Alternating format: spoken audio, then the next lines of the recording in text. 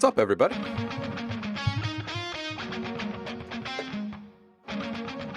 How y'all doing? Thanks for the heads up on the sound, Eric. Appreciate that. I was getting set up over here, and I didn't even have my headphones on or anything. I hadn't switched over the speaker audio. Happy Friday. Hope you're all doing well. Just putting finishing touches on my setup here.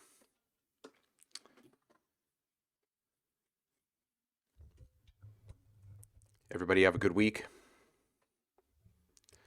Saffron, hello, welcome back. Eric, thank you so much for the resub. I appreciate it. We've been together 7 months now. Does that mean I got to start wearing that ring you sent me? Benny! Nanowires is here. Hello. How are you, man?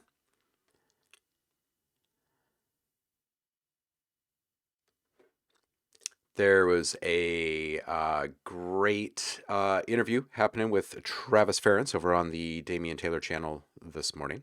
For those that were not around to catch it, I definitely suggest checking the episode when Travis gets it posted. It was a little role reversal. Travis usually does the interviewing. 6-month anniversary of the podcast. He got interviewed by Damian. So the tables were turned. The turntables.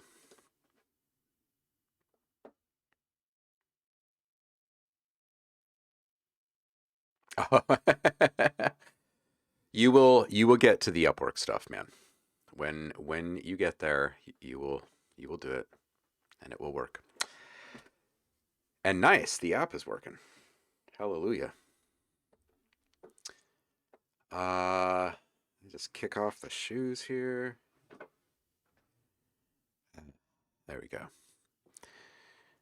Bare feet on the ground while making sounds. It's the way to be. Man, I don't know how it is wherever you guys are right now, but it is flippin' glorious here. I mean, there is not a single cloud in the sky. There is just the faintest little movement of air out there, and it looks like summer. It's just gorgeous. All the trees have little buds on them. Gorgeous. So, I don't know what's going on with weather anywhere else, but I don't think I'm jealous of anyone else's weather today.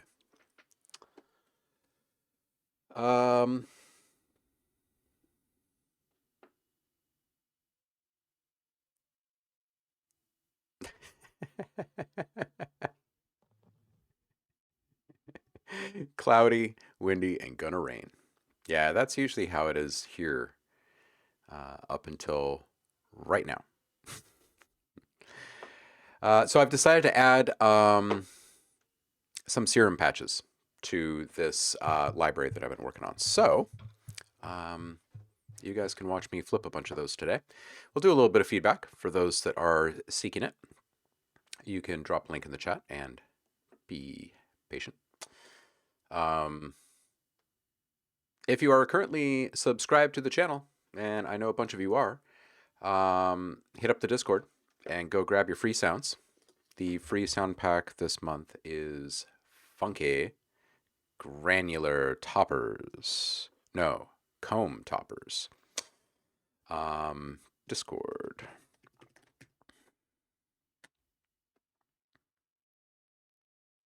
Oh, nice, Saf. It's good to know it's beautiful elsewhere.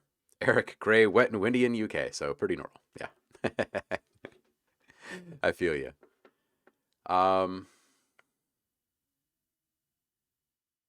You know what? Just because it's Friday and you guys are spectacular and all that, I'm going to put together a little something here.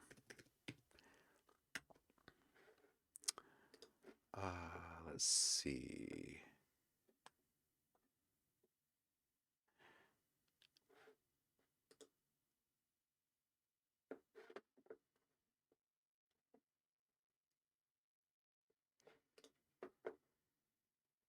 Just because you guys are amazing.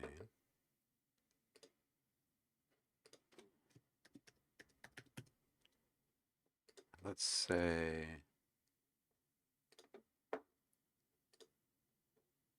let's see here. Tomorrow, let's make this go through Monday.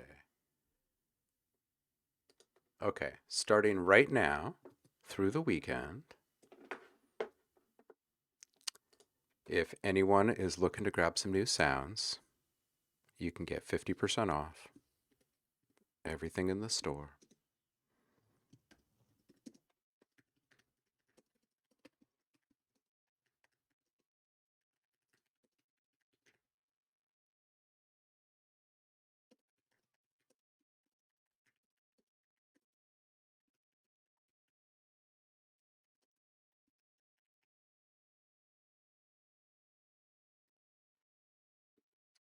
Okay, there we go. Just enter the code OHMIES on the website. From now through the weekend, you guys can take 50% off your entire order, even if you're ordering bundles or whatever. I need to do that a little bit more for you guys. Oh, and look at that. Nate is here with feedback request already. Foss! Welcome, dude. Happy Friday. Hope you brought Tendril Bot with you. Hope you guys are both doing well.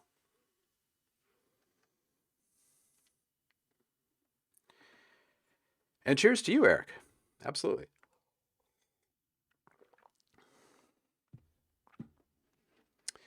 I don't think I've put the this month's discount code in for the subscriber rewards. I just realized that. So everybody gets 50% off through the weekend. Sunny Maryland. That's fantastic to hear. Welcome, Paul. It is glorious and super, super sunny here. It's just gorgeous. Tendril Bot is resting right now, and he let you out of your cage? Oh, man.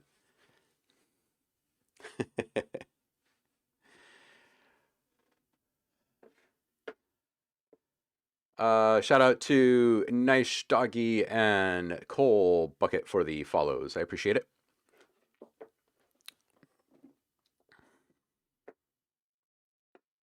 Tendril had a busy Thursday, huh? Were you guys up late again? Is that what's going on?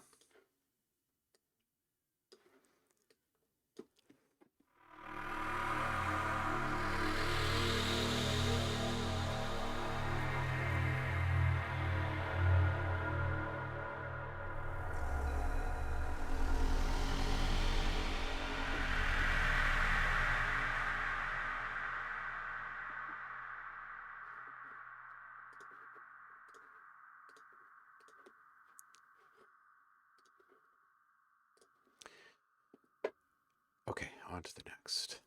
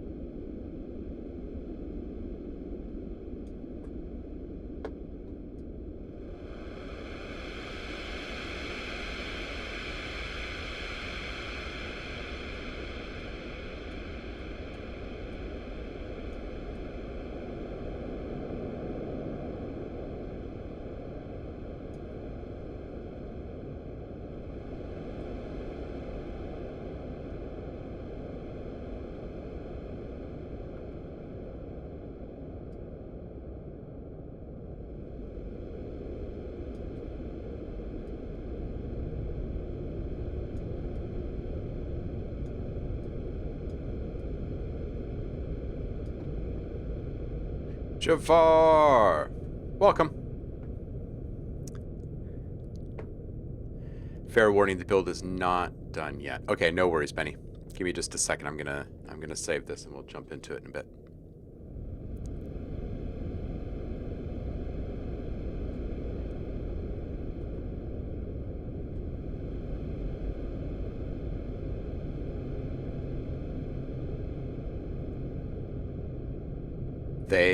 They were looking for your daughter?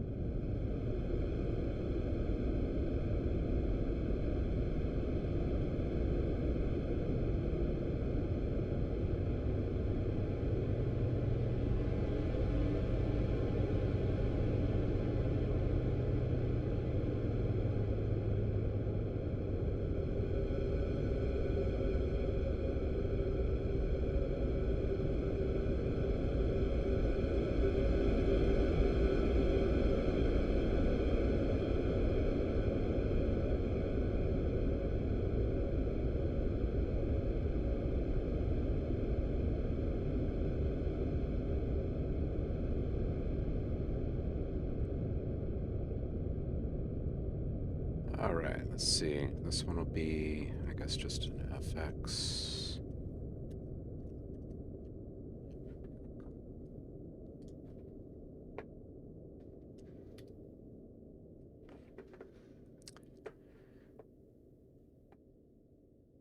Ah, thank you, Jafar. I like nice, relaxing pink noise. Just a touch of tension in there. Am I really the only person that gets away with it? Really, Nano? I don't know why all of my friends named Ben have turned into Benny over the years. I don't know what that is.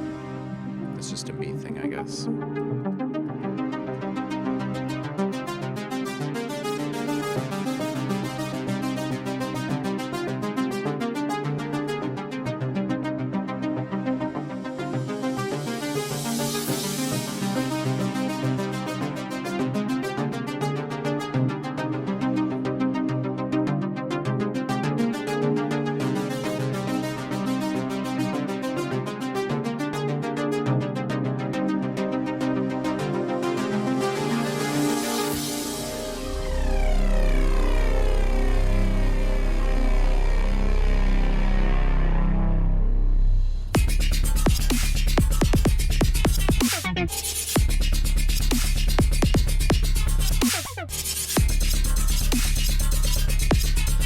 Okay.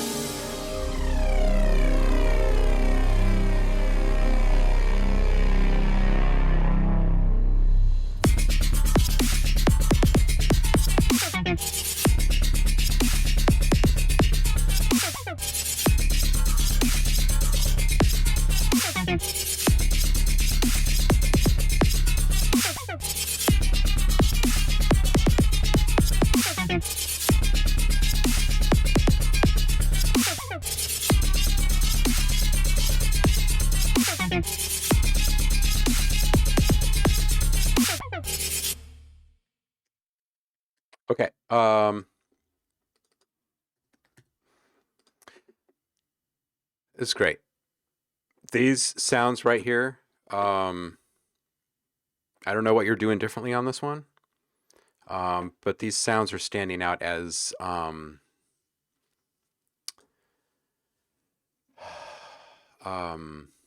it's not just better. They're like significantly better, and there's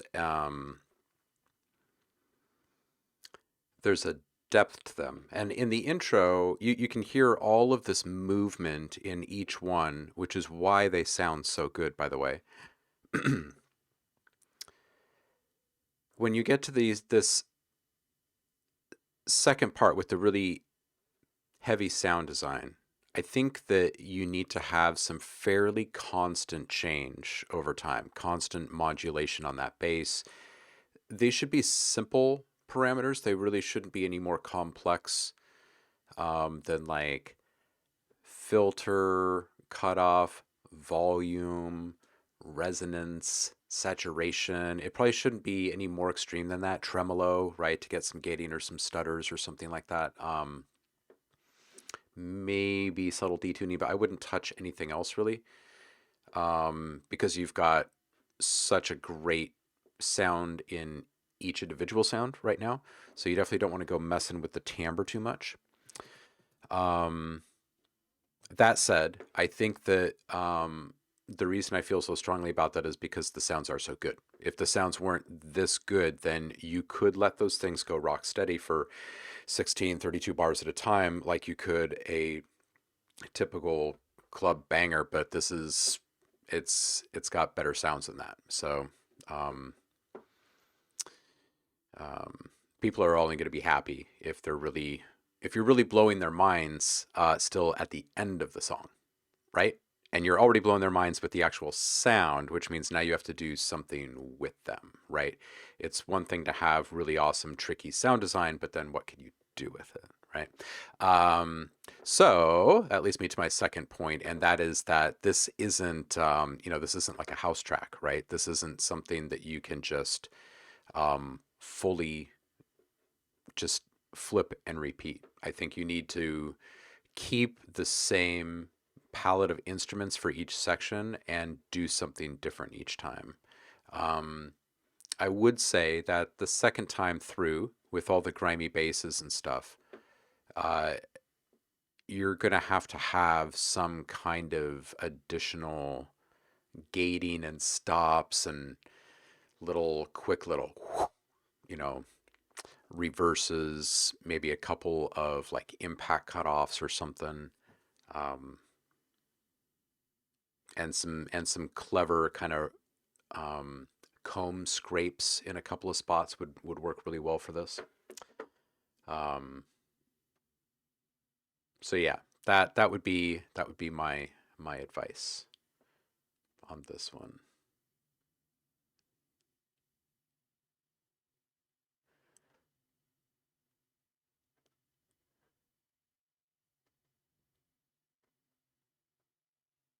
Saf is asking, what's the weird perk sound?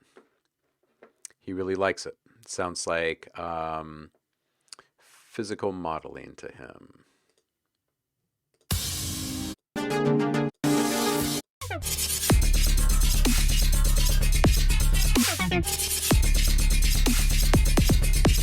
That's so good. That sounds like a plug-in Serum with a bunch of multiband on it. This is it's just a bunch of really, really good sounds. So I want to know, dude, what was different when you were sitting down and writing this? Not that you haven't brought me anything this good before. It's just that the work on the actual sounds in this one are different. And you have brought me ones of this level before. I'm just kind of wondering, is it a mindset thing or a tool selection thing, or is it uh, like the amount of time that you get to sit and focus on it, or what? I'm always very, very curious to hear from people about how they're feeling when they're working on something um, that they know is coming out differently, right, and better. I'm always interested to know.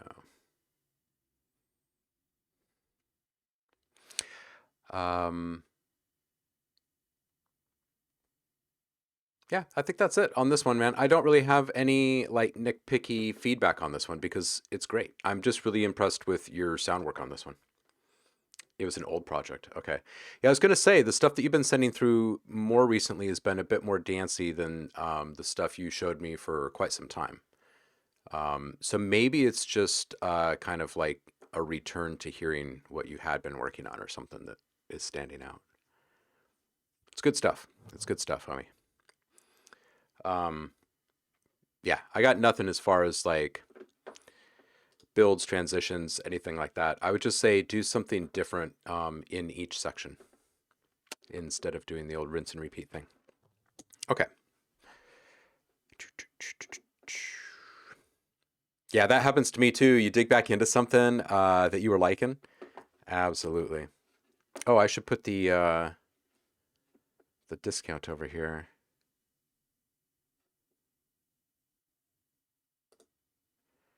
Let's see. I have a little bit of space.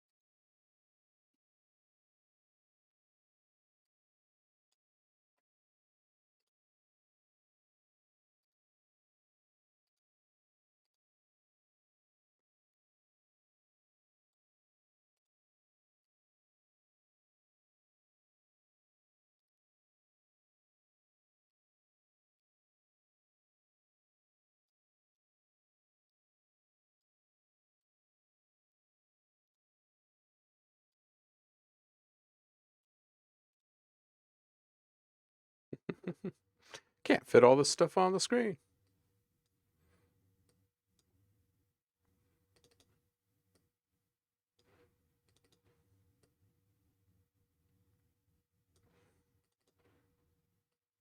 There we go. That way I don't have to keep typing it into the chat.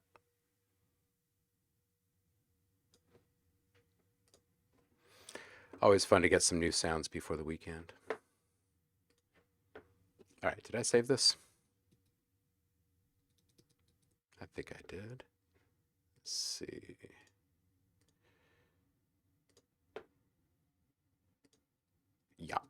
Okay, cool. Next sound.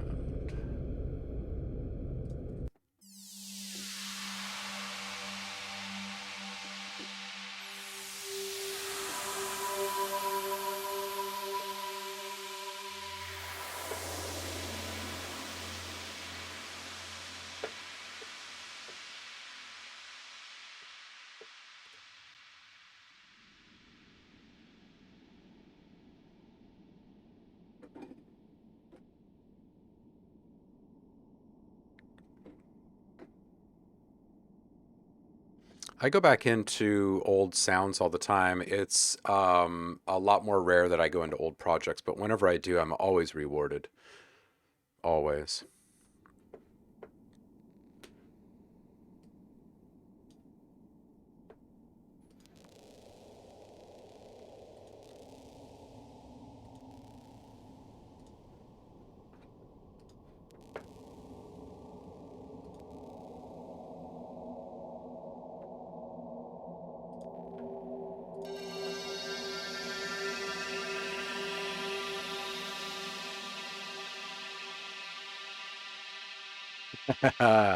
Nice one, Eric. Cheers. What you drinking?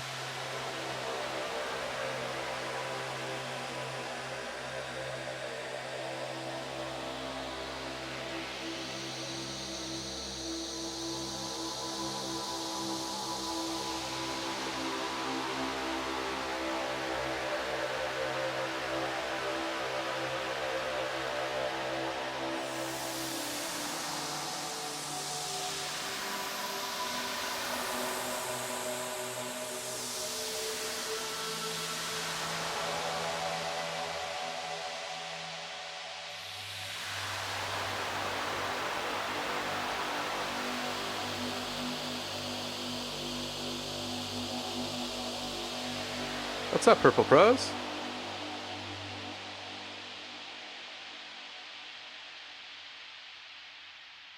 A selection of lagers. Prefer ale, but the local shop doesn't do those. Oh, bummer. Time for a different local shop, huh?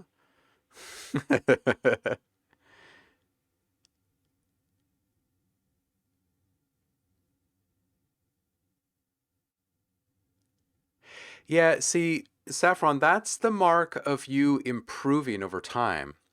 It's funny. I find that once you get to a certain point with all of this, you can quickly turn something that you don't like into something that you can be proud of, even if you don't necessarily like it. You know what I'm saying?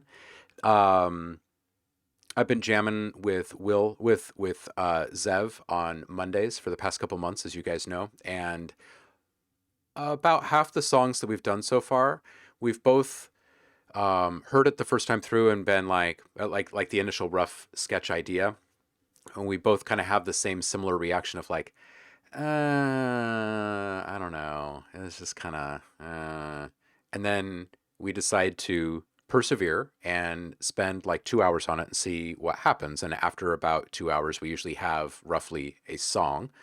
Um, and then all of a sudden, it's like we can kind of see um, the various like potential that's lurking in there, right?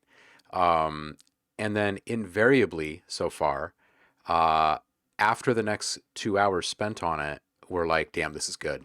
This is really good. So, um, I open up sounds that I've made all the time, and I make new stuff with it. I need to open up projects more because that's where the real money is, right? Like not cash monies, but like the real rewards, I think, are opening up those old projects. It's amazing some of the ideas that we all had when we were first getting into DAW specifically. Like, especially people that have made music for quite a while without touching a DAW, and then they get into a DAW and they're just throwing loops at each other, and just throwing plugins on willy nilly and just playing. Whenever I go through people's deep archives with them in lessons, those are always the gems because they were so They just didn't know any better about anything, and they're just having fun. And there are so many funky, groovy little mashups of ideas lurking in people's computers. It's amazing. I oftentimes feel like some of that stuff is the best stuff that I hear from those guys. It's really something. It's really something. Nate, how you doing, dude? Happy Friday to you. How's Hot Legs? The announcement? Hmm? Update? Update?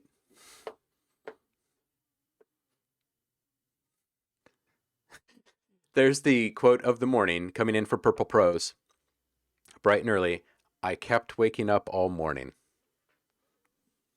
Man, that's like an album name.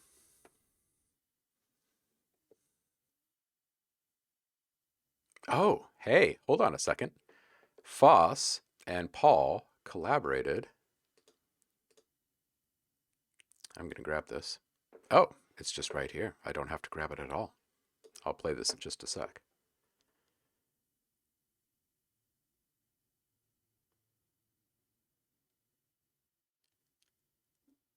Whoa, dude, 1984. Whew, that's awesome. Benny, Ben says, I just changed the progression and changed the drop. The perk is actually just both synths with Serum multiband widen and then Ableton delay and Abbey Road's plate. After that, used Logic simple delay to delay fast. Then just froze the tracks and pasted the delay. Nice, nice. Yeah. Well, brilliant editing work on that, Ben. Seriously, that was a nice maneuver. Swamp Alive, good morning. Man, I was just talking about you yesterday. And I owe you an email. I'm in my last round of email catching up, you guys. After being out for a couple of weeks, it's taken me so long to get caught up. I feel like a weight has been lifted, though. I have like 4 more emails that need to go out.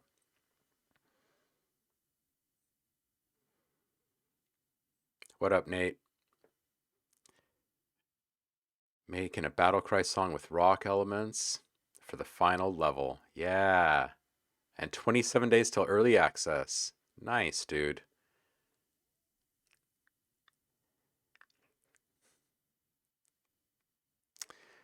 Oh, jeez, Nate. Oh, man. Oof. I get those oofs from folks. The year before I was born. Oof. Uh, Saf, I think the best session we've done was the magic spells. Oh, really? Okay. And how long have we been doing sessions? A few years now? That's magic spells are fun. Um Magic spells and transforming small scrape sounds into useful things would be a really fun workshop for a lot of people, I think. Collaborated equals Paul hijacked my stream audio and made a cool thing. Awesome.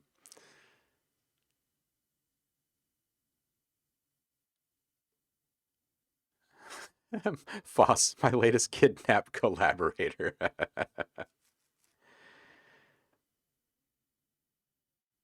Oh, dude, I did not know that Cup of Joe was down hurt.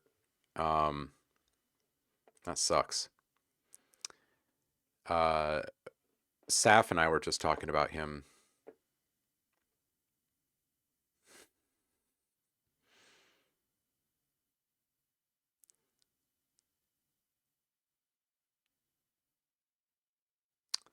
Ah, see, breaking it down, Ben.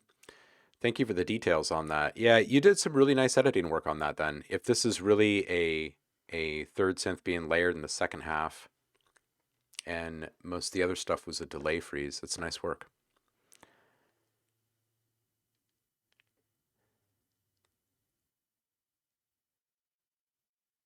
Nice.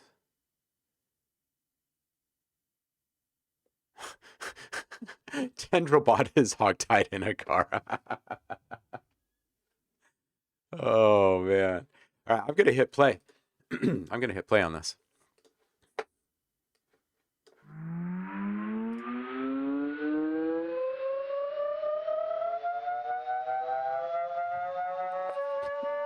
Kidnap collaboration.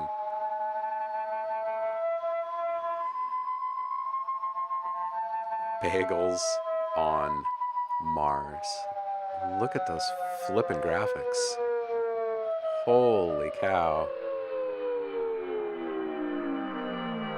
This reminds me of old gels and sand art at the same time.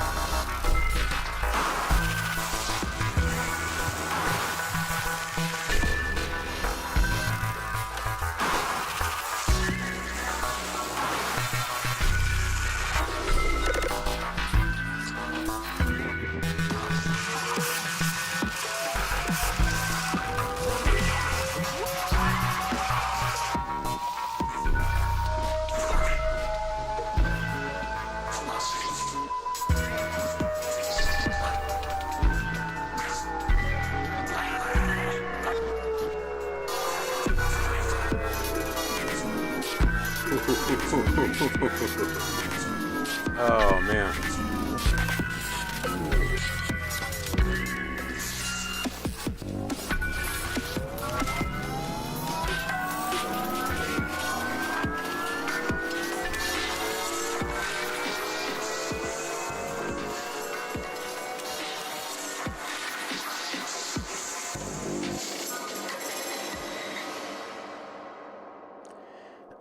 Um,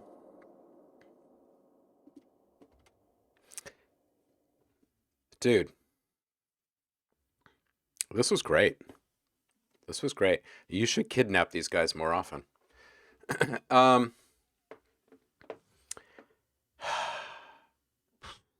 this reminds me of some stuff that I did. I was really into um, visual effects, like linked to audio, for many years ago. And I thought that it was what I was going to pursue. I had a couple collabs. One was with this guy, Momo the Monster, who's done some really fantastic things. Um, but this just gave me that same bug, that same craving all over again. So good.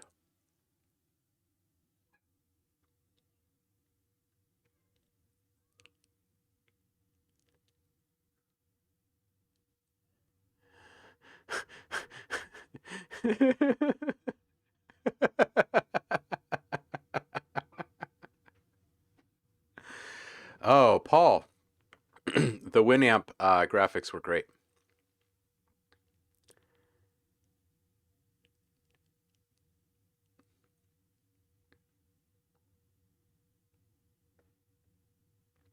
You ate bread yesterday.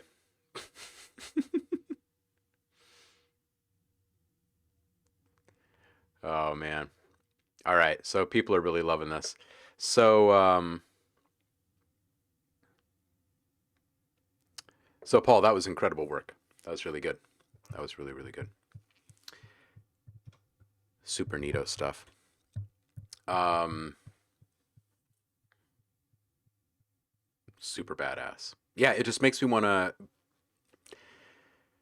plug in reaktor and just play all day. It's like easily the most immersive big ass time sink I've ever gotten myself into.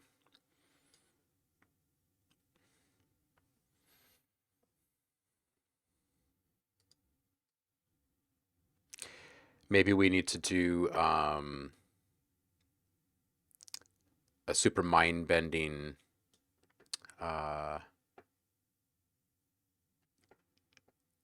some kind of challenge. Beautiful stuff. I was really, really digging the graphics at the very beginning. I mean, this element was running throughout in different points, but man, just this effect is so badass.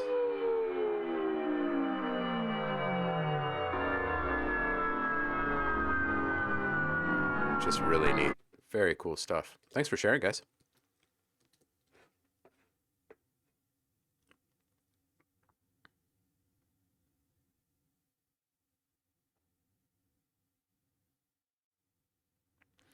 Yeah, I would pick Reactor over VCV Rack simply because they both do modular, but only Reactor has all the ensembles that I love. So, um,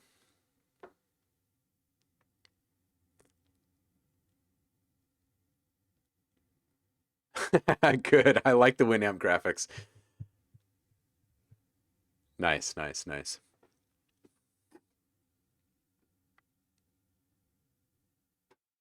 Yeah, definitely. I would hope that you always have both, Paul. What's up, Nash? How you doing?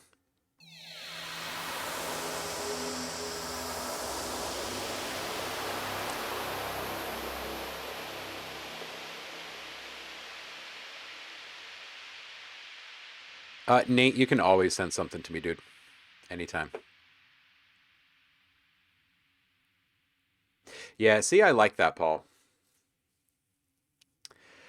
I'm getting so much better, Nash. My back is so much better. I've been sitting fairly comfortable the past couple of days, working full days. It's so much better, so much better. I'm still spending a few hours on the floor flat on my back, and that's helping way more than anything else.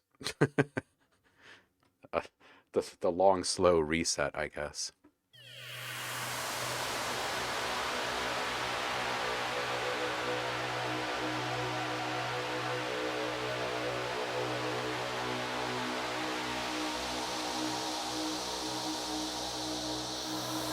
Thank you for asking.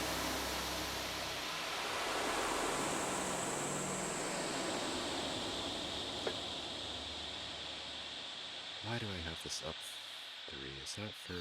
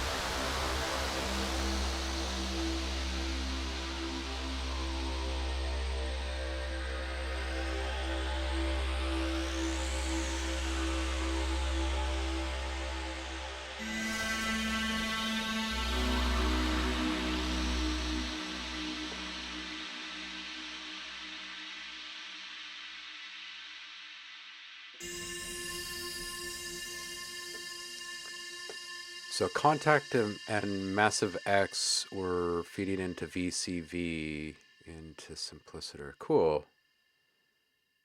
LFO controlling the playback speed to make the shepherd tones. Very nice, very nice. Very nice.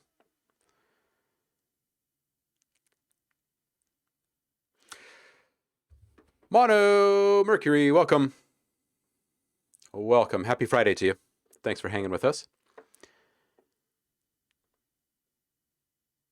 Oh man, Arteria, right? Oh.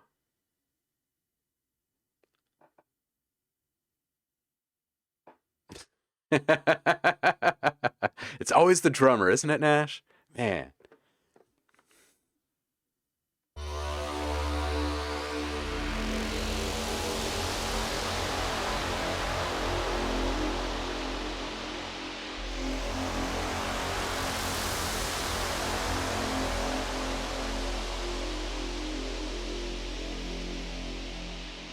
All right, I think this one is probably fairly good. Oh, I need to check the timbre again now that I open up all the filters. We were talking earlier in the stream about opening up old sounds and old projects and reworking them, and I'm actually polishing all of these to toss in as bonus content in the new library.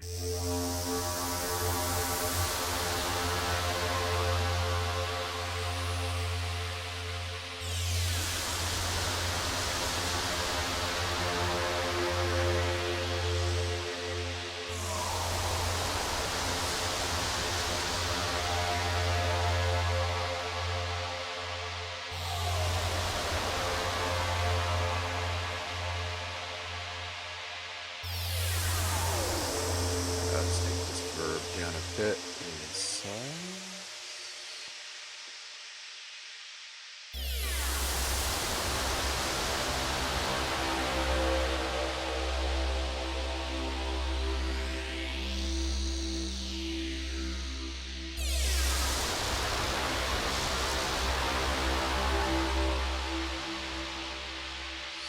So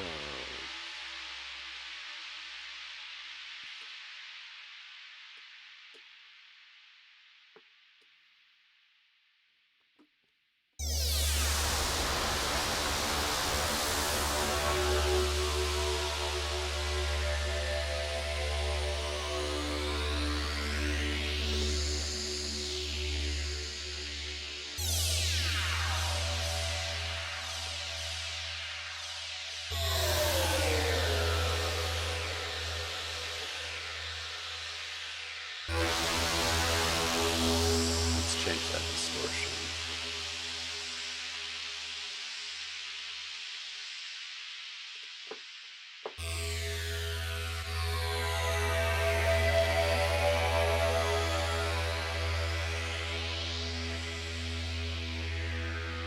Let's move that one around here a bit. We'll go bipolar on this one.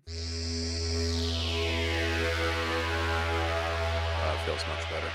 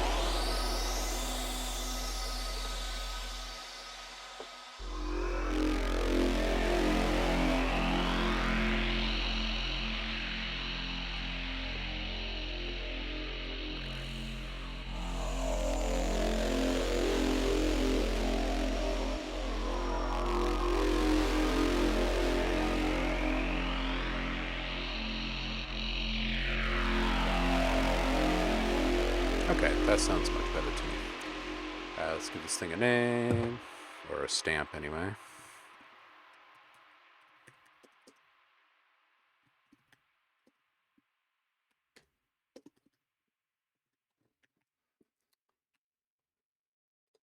And This one will be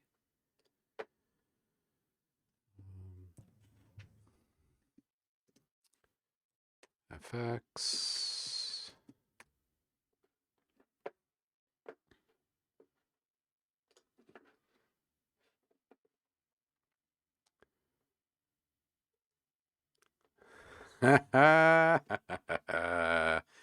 I see what you're doing there, Paul. If the drummer got it together, the rest will follow.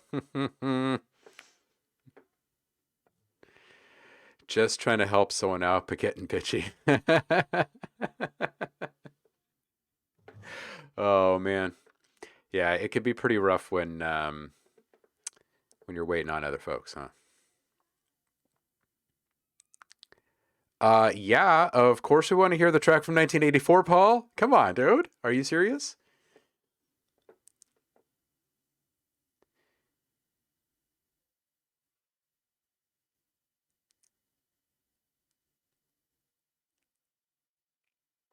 Do you have a cool photo from 84 to go with it?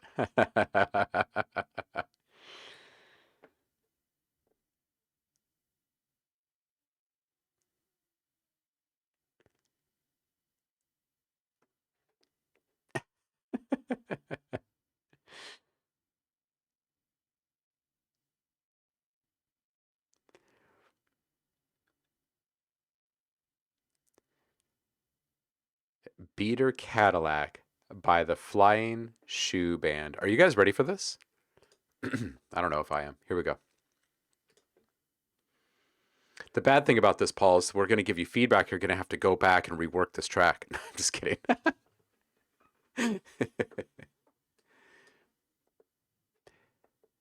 Better in VCV. All right.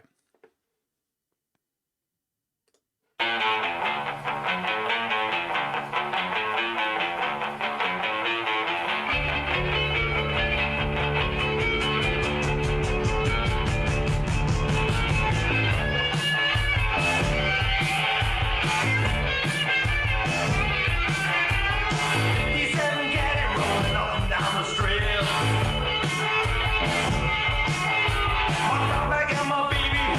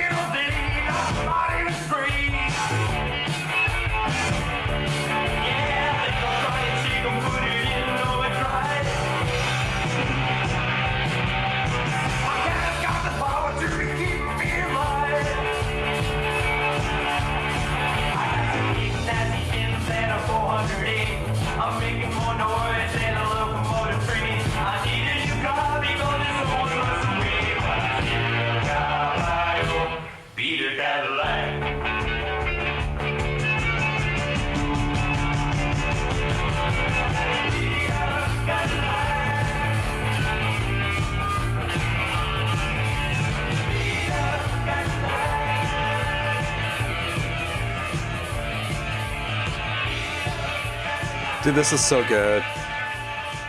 Misfits much, Paul? Oh man, Danzig was all over that thing. He was in your head. This was great. This was so good. The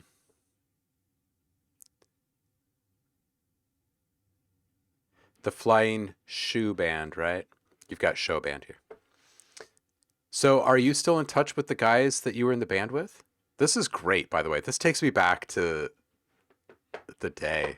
This is so good.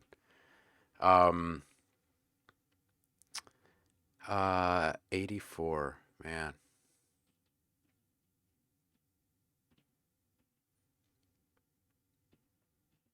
Man. I'm trying to put into my my timeline when I got my first kit. It's just after that.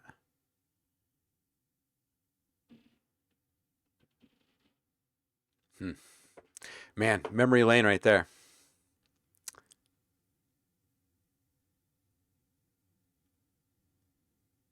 In your living room. Nice, nice, nice.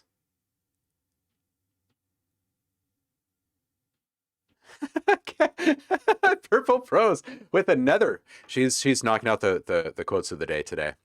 I was into Cabbage Patch Dolls. That's awesome.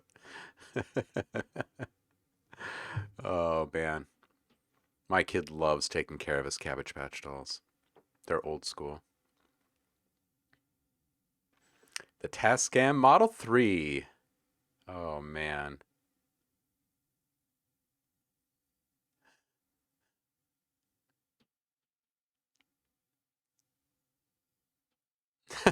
So are you into post-punk? No.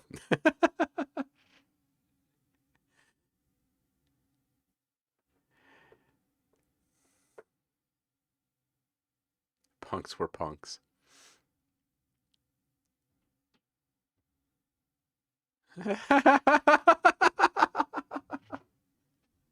Right, Nash?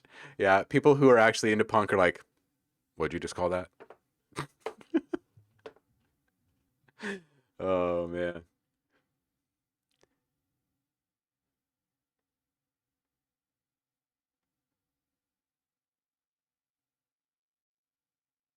Drums, John.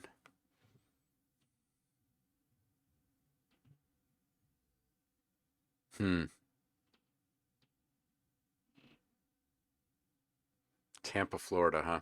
Well, man, this was a lot of fun to listen to. I'll tell you what. That was fun. Thank you. You're always sharing good stuff. So awesome.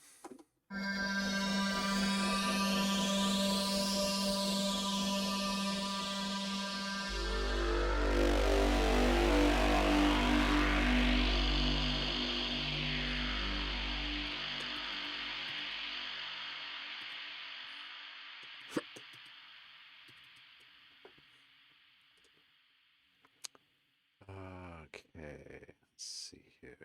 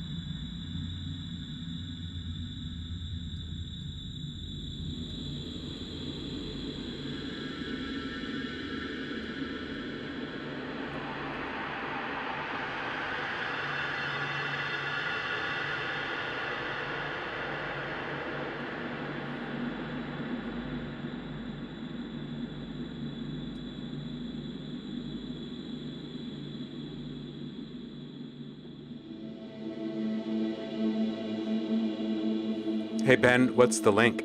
If it's something that someone else recorded, then I probably cannot. Twitch is on lockdown. Everybody has a DMCA counter that greets them now.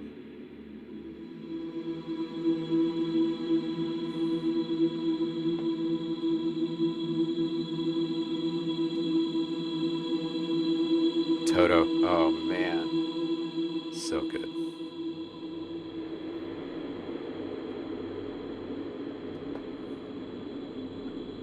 Okay, let's put a little mod on this. Let's see, where can we put it? Maybe we can do... Oh, it's already on there. I was already thinking of that. Okay. Let's put this on that. That's better.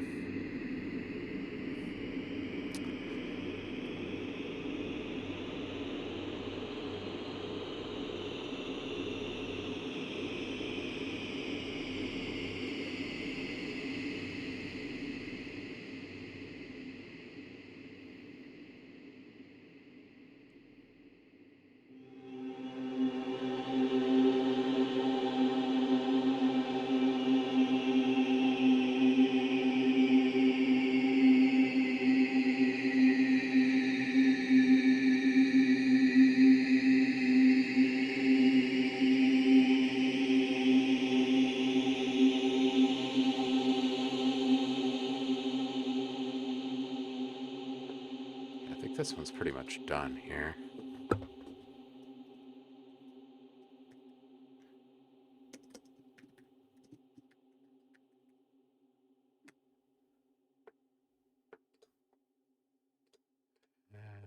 I guess we'll just call this synth.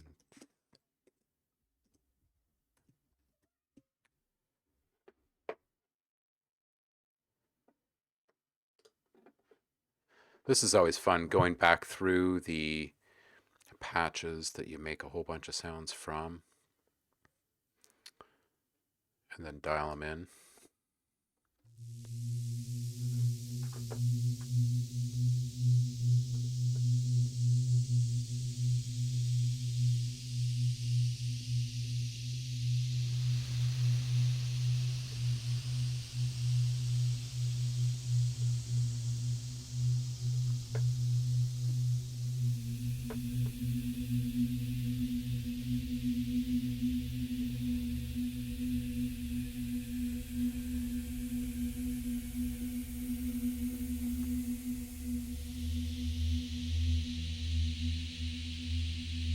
Okay, let's move this low end frequency around a bit.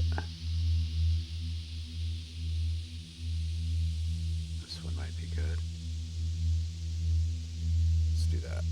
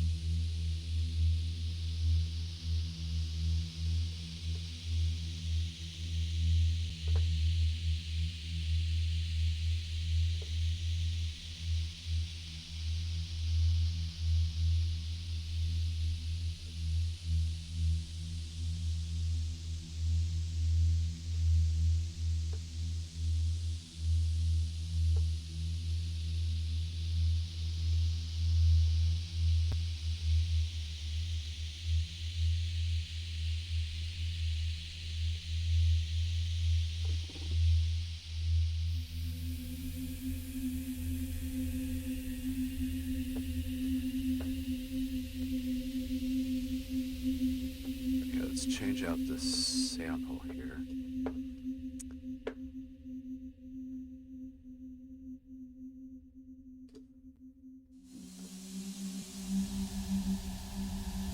Yeah.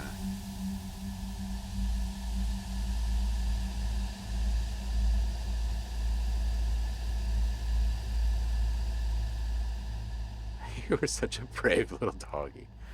Oh man.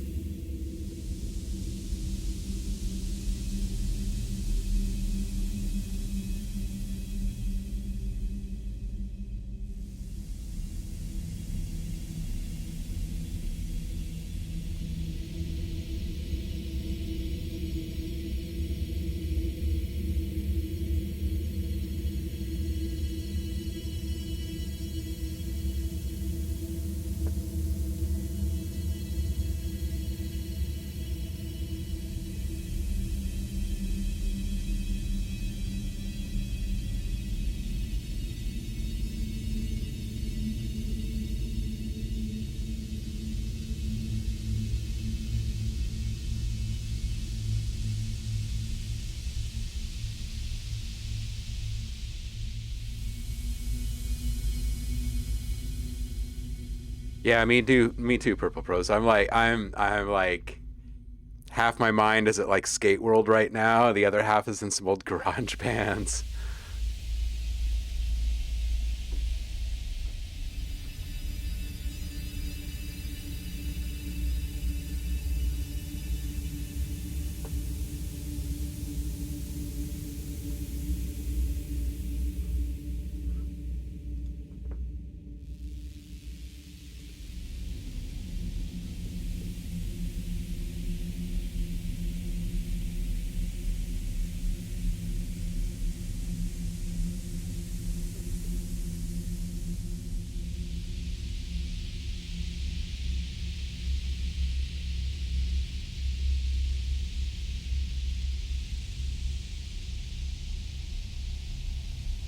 Oh man, Glow. Yeah, my dad and my sister were so super into Glow. Oh my goodness. That is a blast from the past.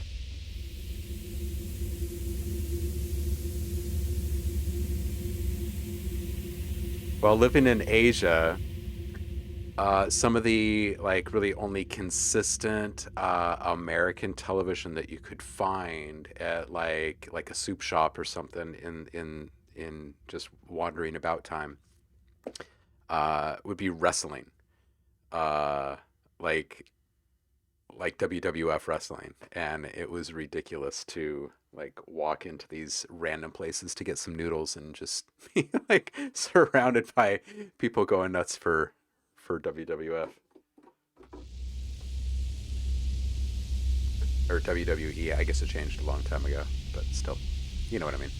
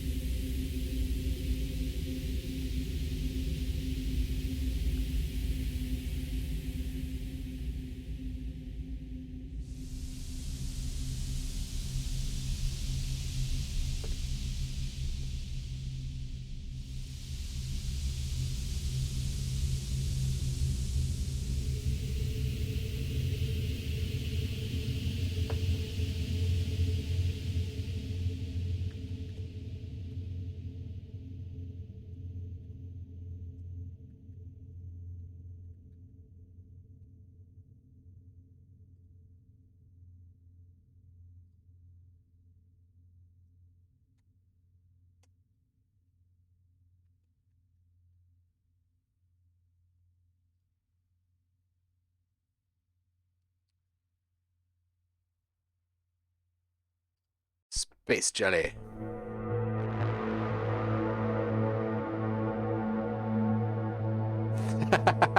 Did you get any other plays during those few minutes, Paul? While it was public, becomes an instant SoundCloud hit. People are flooding your inbox asking you, "How did you get it to sound so retro, man?"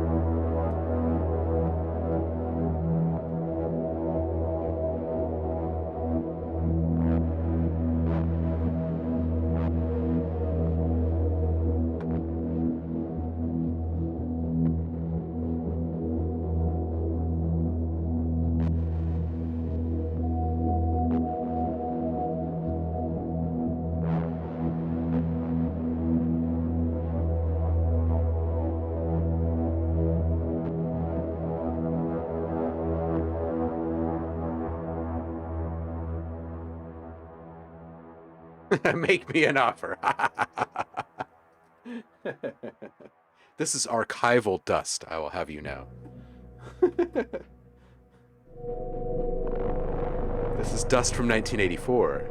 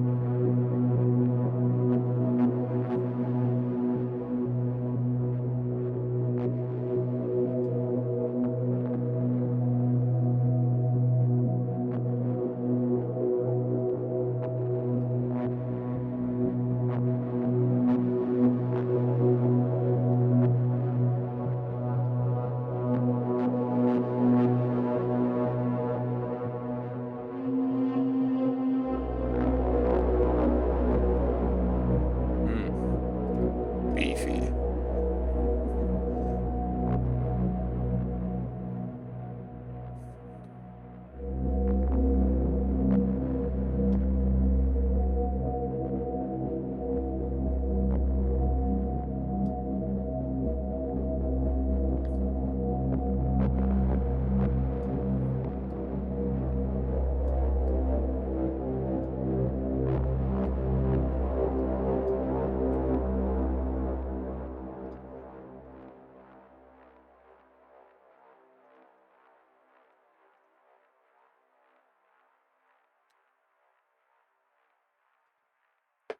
All right, Space Jelly. Let's see here. We'll call you a synth. Put a tag on you. And out the door. Next.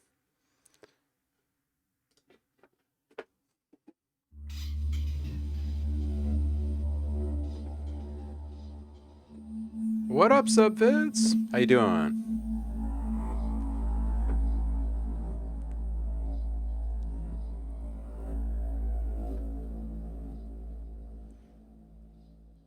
Oh man, me too, dude. You know, Paul, I miss those days of having just the constant traffic of people showing up to make music with you. I remember, gosh, when would this have been? This would have been, this was in the Tabor house. So,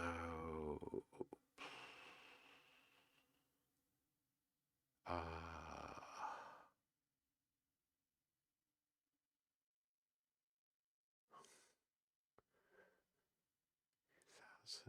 99. So late 90s. Um, I'm living in the I'm living in this house. It's just crammed with band equipment in the basement. And I think maybe 80% of the time when people were mostly awake, there was music happening in there, and it was just the greatest thing. It was just, I mean, some days I was exhausted, but I mean, how can you not love that? It was just constant. It was just constant. People I didn't even know would be like, "Let's go. Let's just go."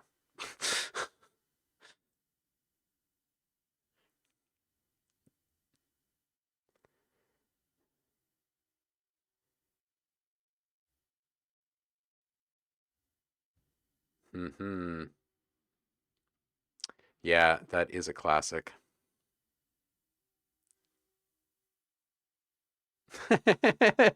Tape is all we had back then, Saf. We certainly didn't know any better.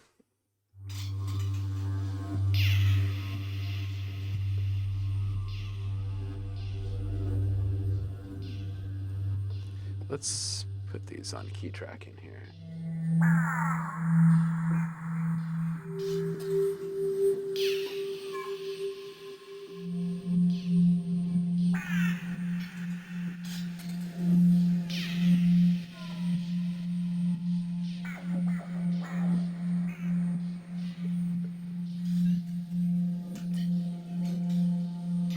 Okay, what happens if we... Hmm. 16 bar. Is everything slow here? 0.8, 0.03. Oh, this one keeps flipping. We could use this one.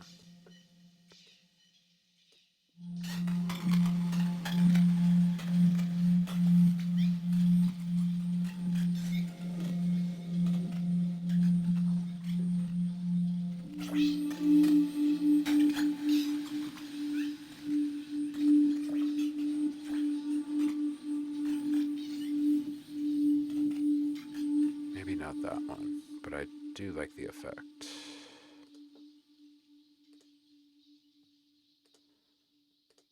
0.2, that's pretty quick. Let's try this.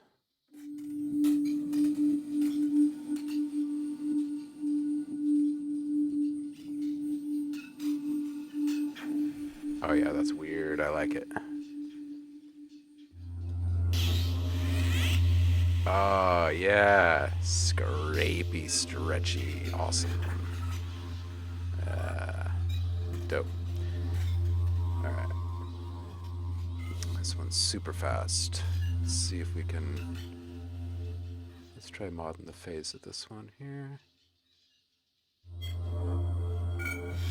Oh yes, quite lovely.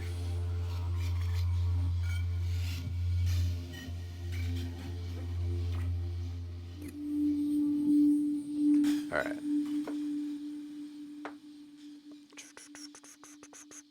Ratio.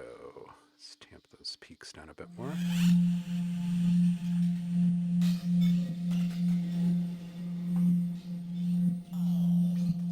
EQ.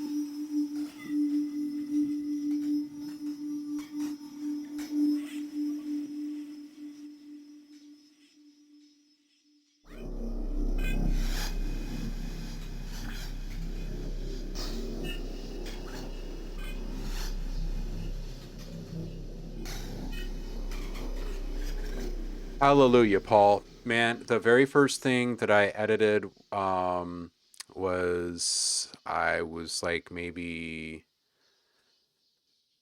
like actually cutting tape and stuff. It was on a reel to reel. It was an old school Tascam, and it was or no, it wasn't. It was a um,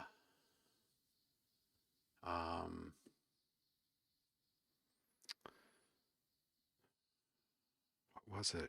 I used Scotch tape, and I was bummed with all of the results. But I was super proud of actually getting it done. Uh, I worked with that thing for,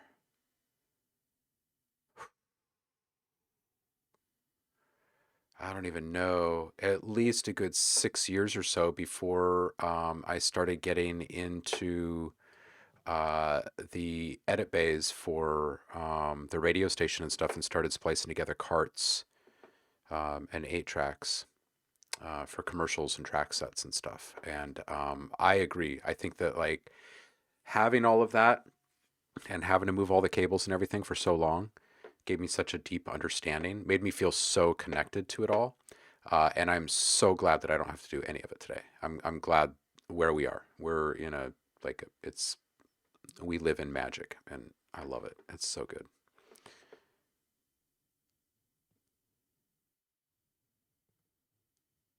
Yeah, half-inch 8-track. Yep. I had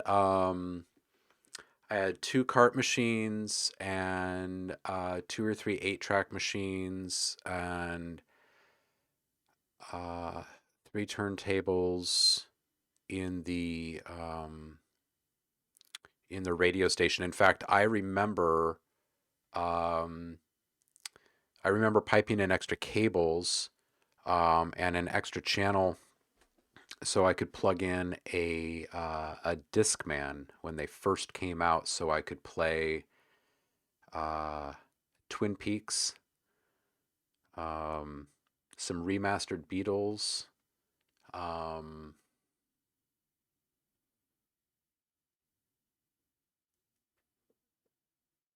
God, I think it was like Love on Ice, maybe.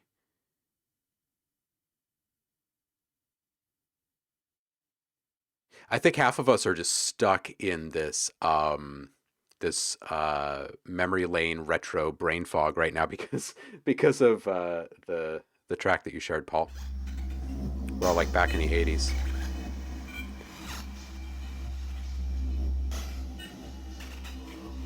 Yes, yes, there was always that. There was always the, come on, what are you doing? What are you doing? It's just dead quiet in the room.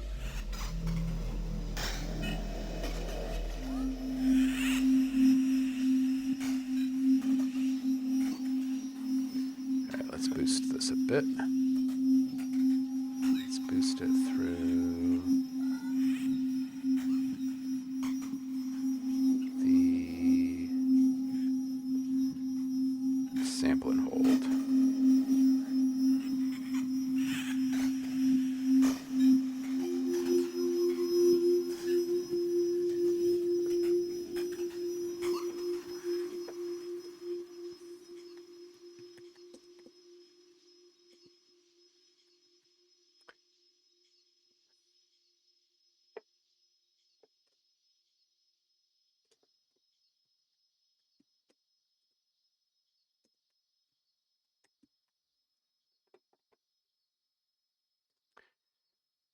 Okay, so that is 7.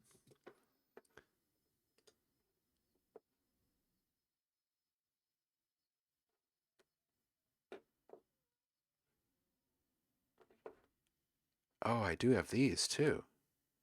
Hell yeah.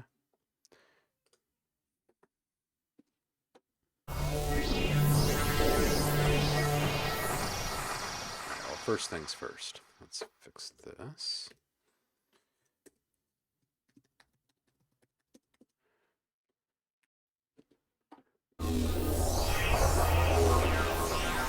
And this is way too noisy for this. So let's bring this all down.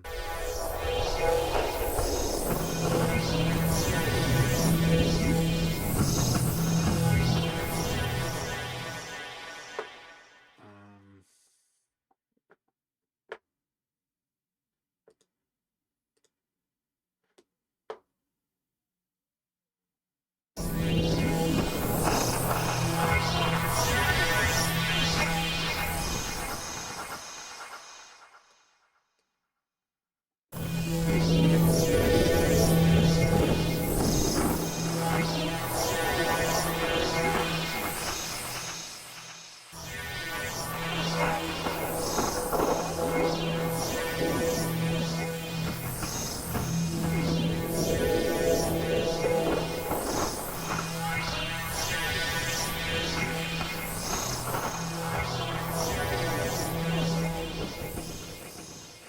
oh, that's why the mid sounds completely bloated. Well, let's fix that.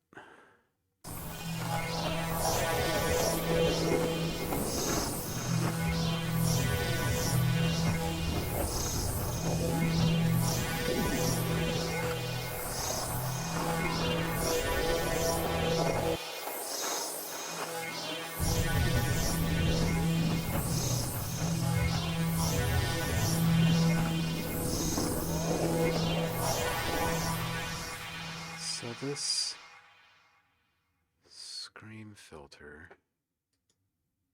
Oh, I see what's going on. I see.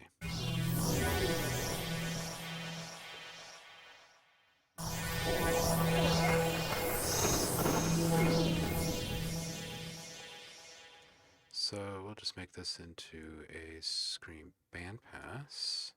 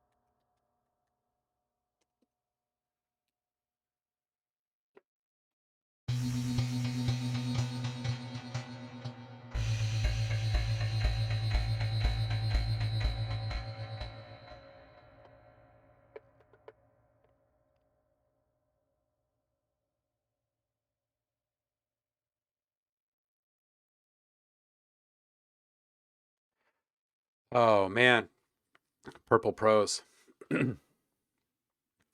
Isn't it nice to smell that again? It's gone from glorious to dark gray. Still smells great though. Fresh beer. Um, what are you drinking, Nash?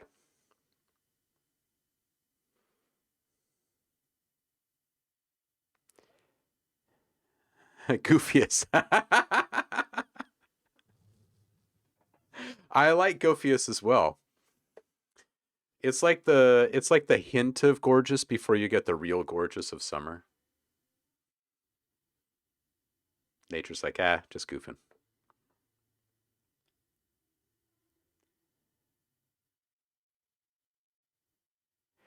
Oh, speaking of Nash, everybody that wants to pick up some sounds, if you are currently a subscriber, there's free sounds waiting for you. We've just added the free sample pack of the month, and it is funky. It is funky as an FNKY. It's a super, super popular sample pack.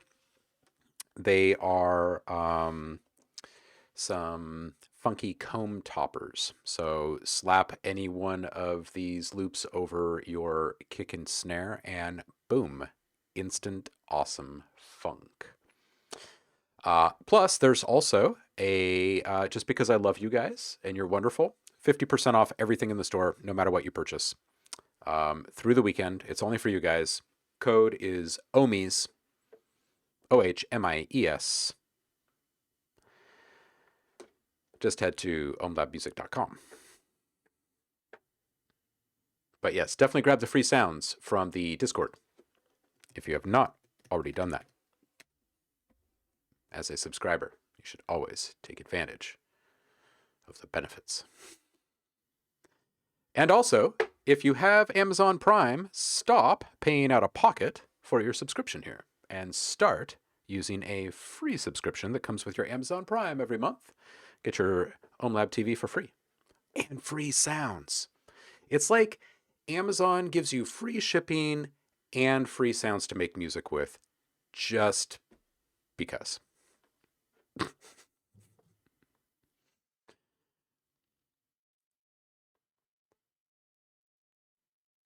That's awesome. Now that's some great inspiration when you get the track name before you get the idea for the music. What's the music going to be? Oh man.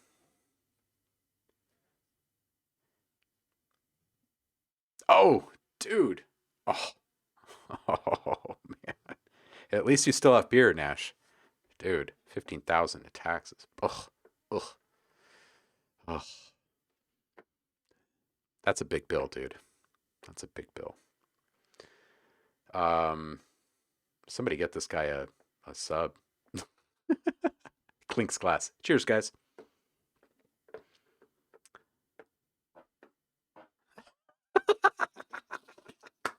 Eric. You're way the hell over there, and you get Budweiser. Fucking useless local shop. Oh man. Oh man. Oh. Arturia V8. Sorry, everybody. Paul got it.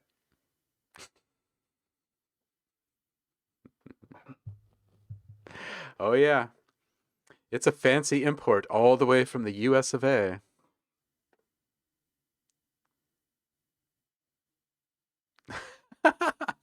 The Coors Light, the original seltzer. Not really, but kind of.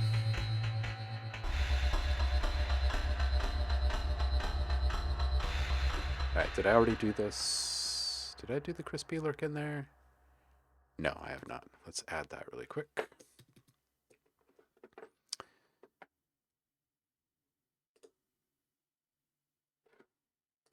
Update the name? Yeah, I did. Let's do a synth on this.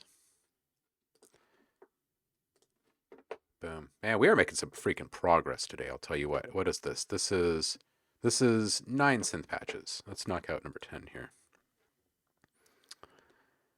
This is why you do mise en place.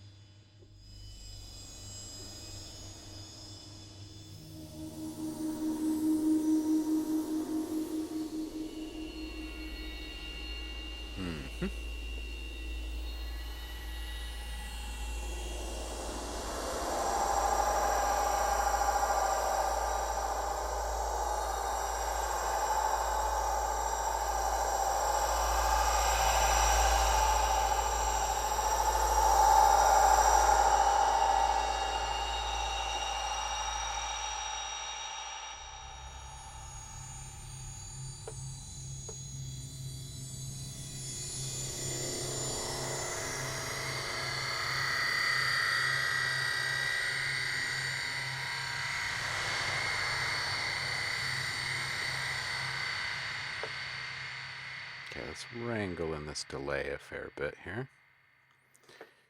And let's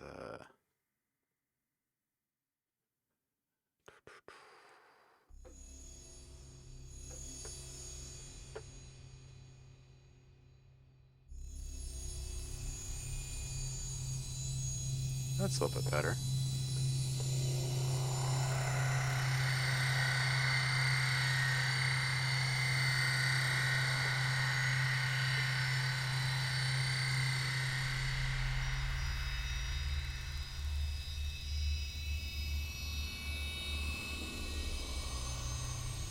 Okay, let's just check our sub here really quick.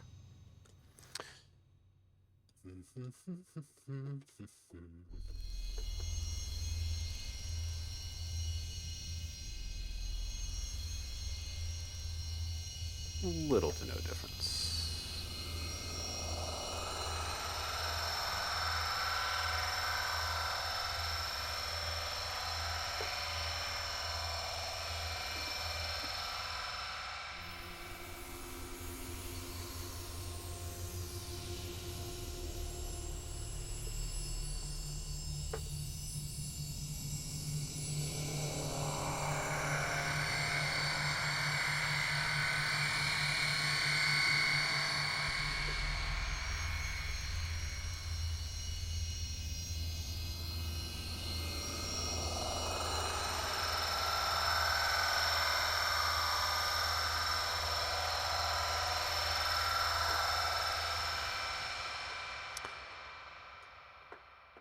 I heart sample and hold.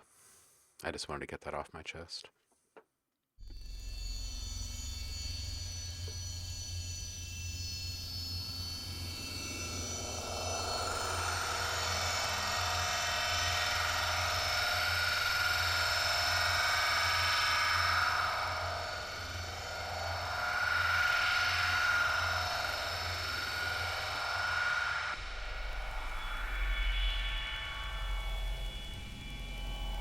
Oh, snap.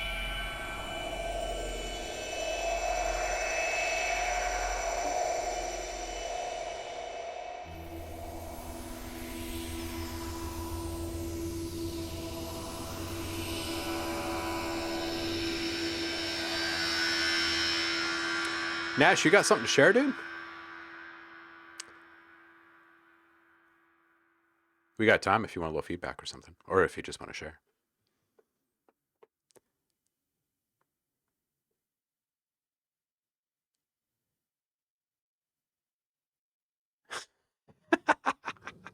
I can see that, Paul. Squawking with the birds.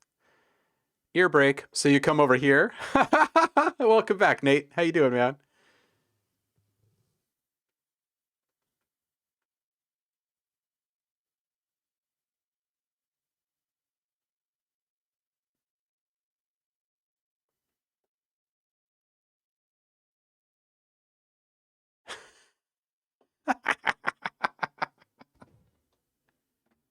Oh, Nash, I'm just getting caught up on the chat here, reading about your beer.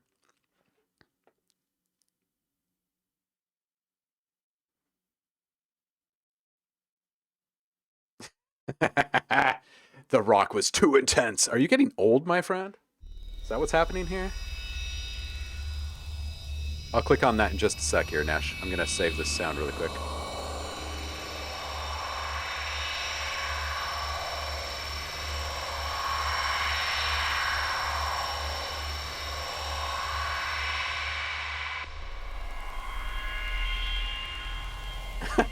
Here, kids, have some Guinness.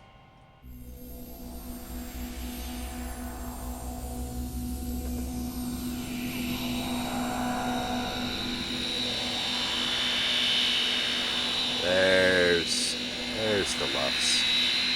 All right. Ooh, man, I love it when I have great T-shirt ideas. Hold on, just a second.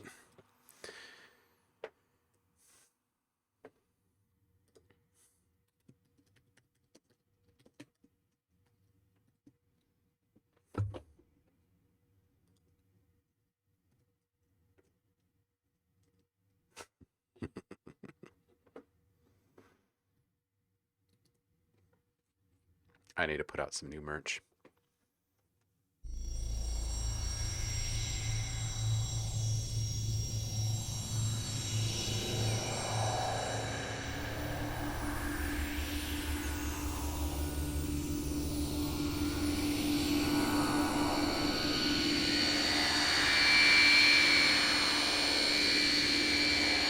It's a little spicy. A little bit. Let's take our level down on our compression.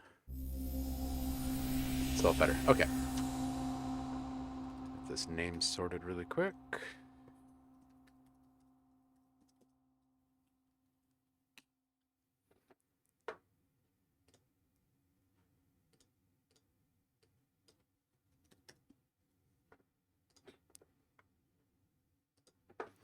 All right, that's 10. That's nice. Feeling productive.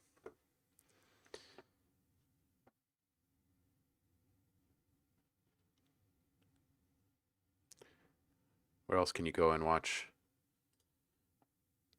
10 patches get knocked out in a couple of hours?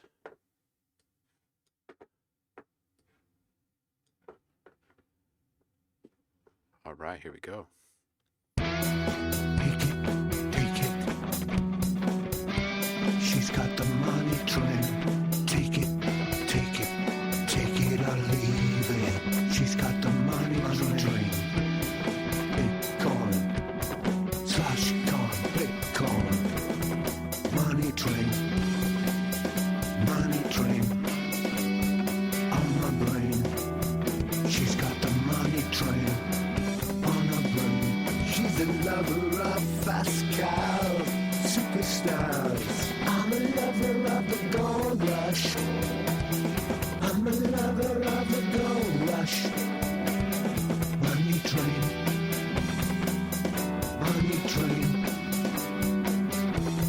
Corn love, corn my corn, Bitcoin. Bitcoin love, corn by corn, I love. Money train. On the money train. No rush, I rush, and rush. On the money train. Money train. Bitcoin, shitcoin, who gives a fuck? I'm on a rush. She's a lover of fast cars, superstars. In a little rich world, bitch girl. Now you're a Twitch superstar. Don't rush. Lush.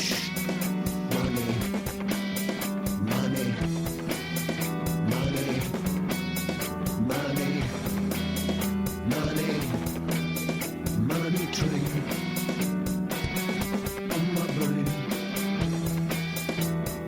Bitcoin, lush, corn, love, corn, who gives a fuck? Dog, lush,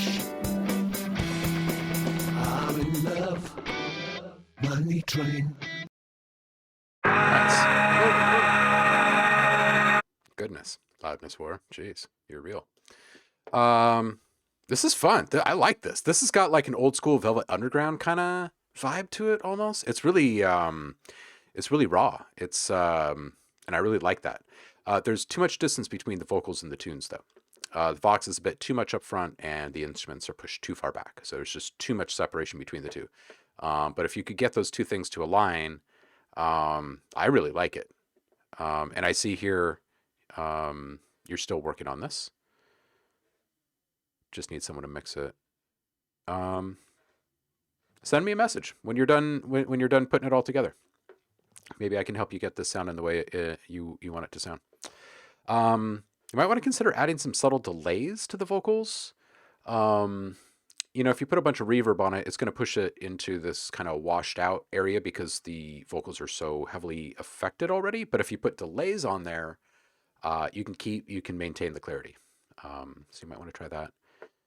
Really, really like the raw feel of it. It's just like an old school vibe kind of day. Yeah.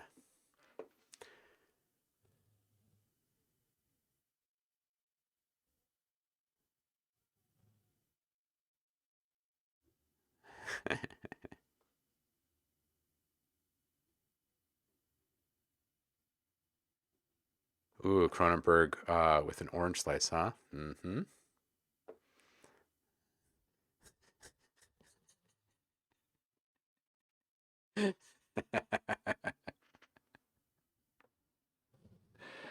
Oh man, Subvids, you're great, dude.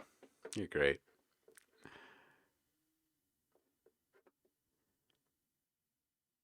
Ooh, Nate is saying it's got a bit of the Marilyn Manson in there. Uh,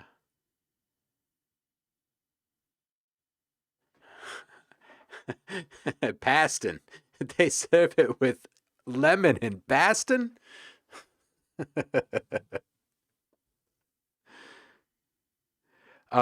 Nash, this is fun. This is a good track, dude. You should send more stuff through.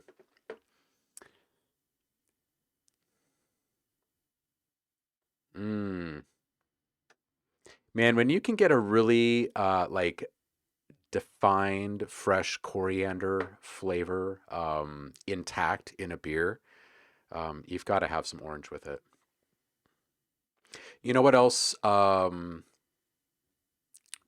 works well with it besides just a typical orange is if you take just a little peel from you can go either direction, but a little spritz of the oil from a peel from fresh bergamot or fresh kaffir lime.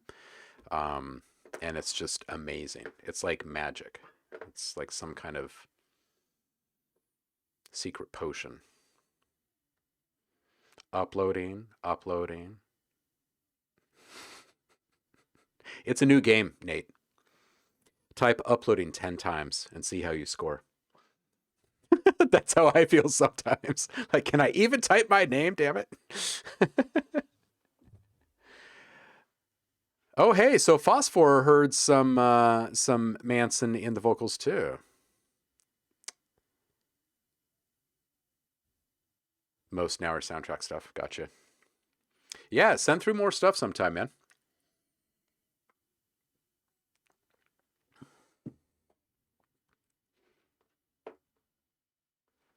Yum. Yeah, right, Purple? Right? I learned so much about kefir when I was living in Thailand because I mean, they just grow everywhere, right? Like you can just walk down the street and just grab a kefir lime leaf and stick it in your mouth and suck for a minute. Um, but probably the best um, like cleaning product that I've ever put in my hair was is quite literally just kaffir limes emulsified with it's just water and like a little bit of coconut oil, I believe, and that was it. It's just freaking awesome. It looks highly questionable and it smells amazing and it works incredibly well, incredibly well. You'd probably be really good at brewing beer, Heidi.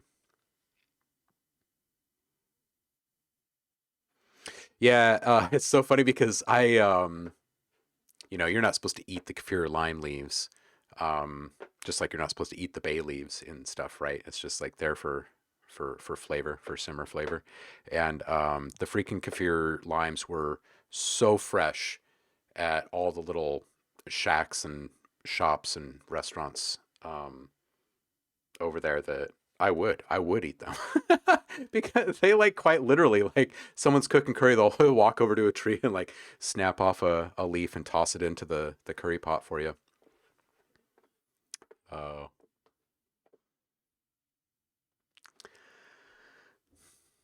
all right. So Nate is saying, okay, so there's definitely too much going on at the end, and I'll be either dipping instruments out or their frequencies. Also, hello, clashing melodies. Um, Yeah, exactly. They get slippery and soft. And when you emulsify them like that, the same exact thing happens. Well, this is actually a whole lime. It's not the leaf, but that same, um, I think it's one of the volatile acids in it it's awesome. It's so good. It's so good. All right. So this one's from Nate.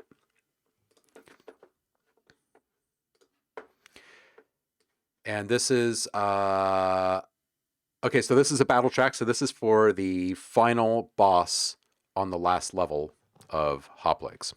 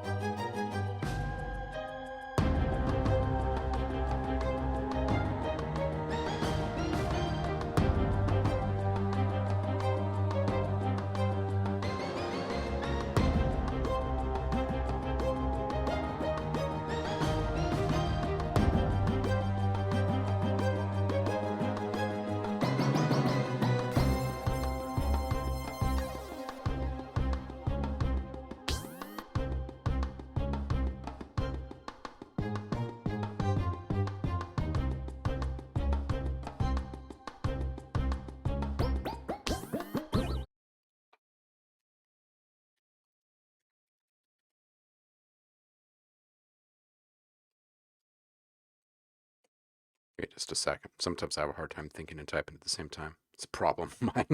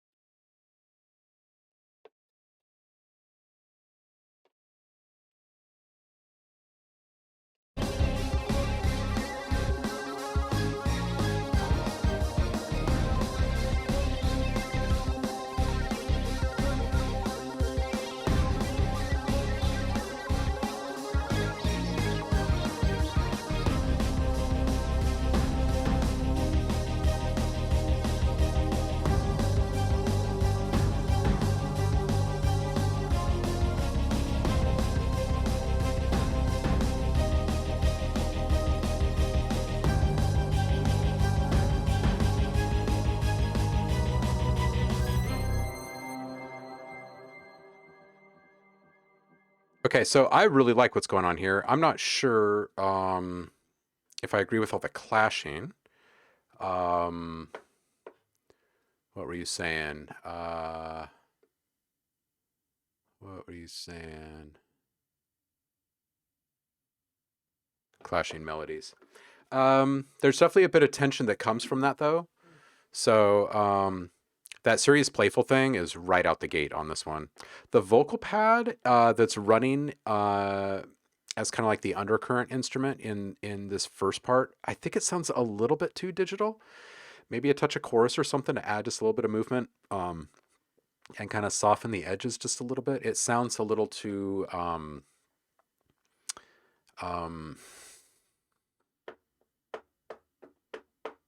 all of your sounds in this thing have been so, what's the right word? Balanced for the theme. And this one, I think just needs a little, you gotta take something off the edges, I think. Around 50 seconds, maybe consider doubling up on some of those bass notes. Dun, dun, da da da da da da da da da da da da da da da, right? Because you're getting it a little bit too in sync with the strings, I think. Right? So everything is just right on and it starts to sound a little bit rigid.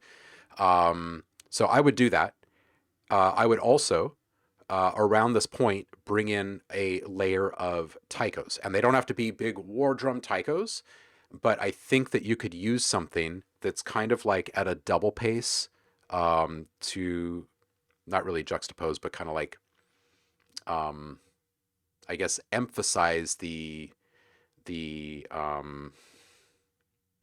sense of urgency in the scene, right? Which I think that those, if you were to double up on those bass notes every once in a while, it would be doing the same thing. It would be reminding the player that, man, you got some stuff ahead of you here. Like, focus, right? You're in the final scene.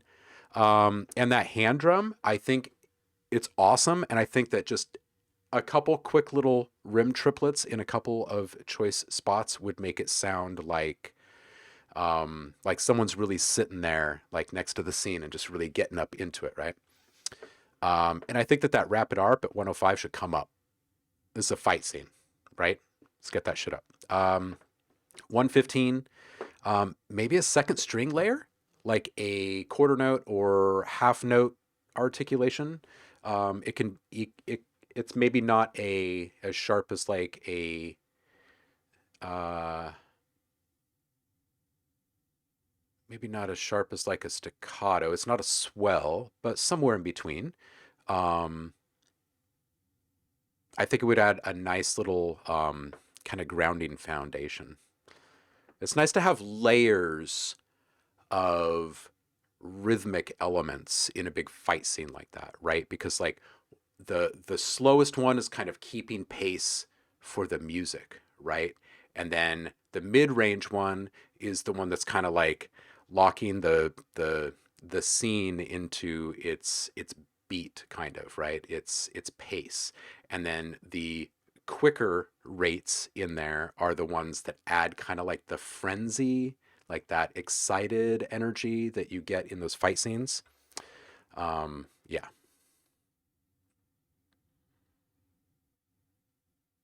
Oh wow, you guys are freaking talking over here. Let's see here.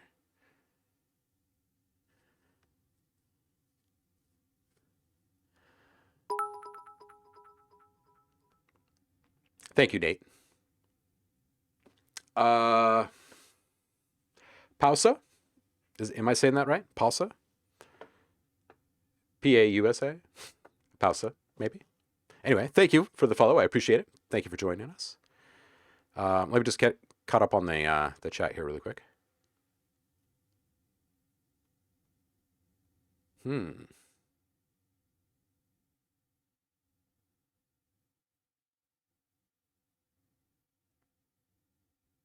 Samply. That's a good word for it, Nate. I like that. Uh, he got picky because I got his drums up. Nash.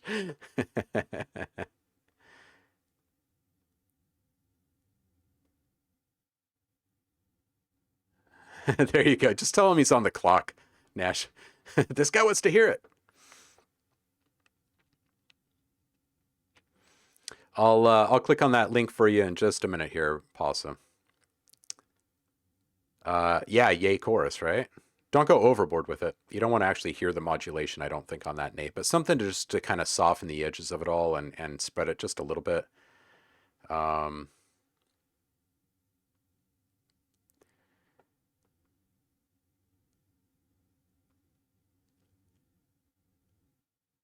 yeah, you got to have the triplets when you're playing with the hand drums for sure.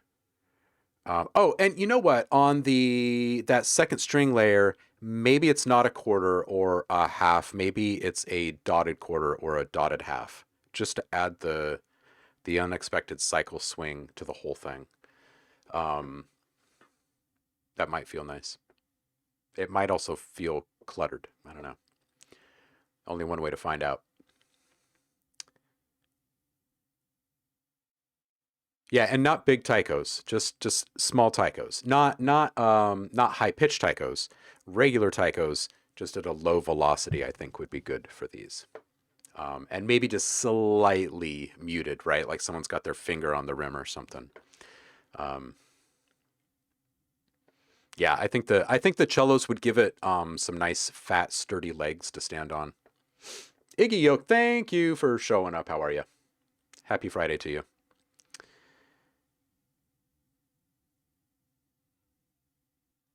Maybe some basses too. Get some low end rhythmic punctuation. Yeah, that's what I was thinking from those taikos and those cellos is that same exact thing, just rhythmic. Ooh, Subvids just sent me an email. I like it.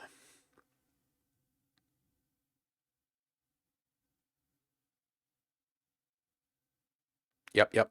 Always with the texture. I know. I'm kind of hot on the texture, right? We've been going steady for a really long time, texture and I. Kind of serious about it.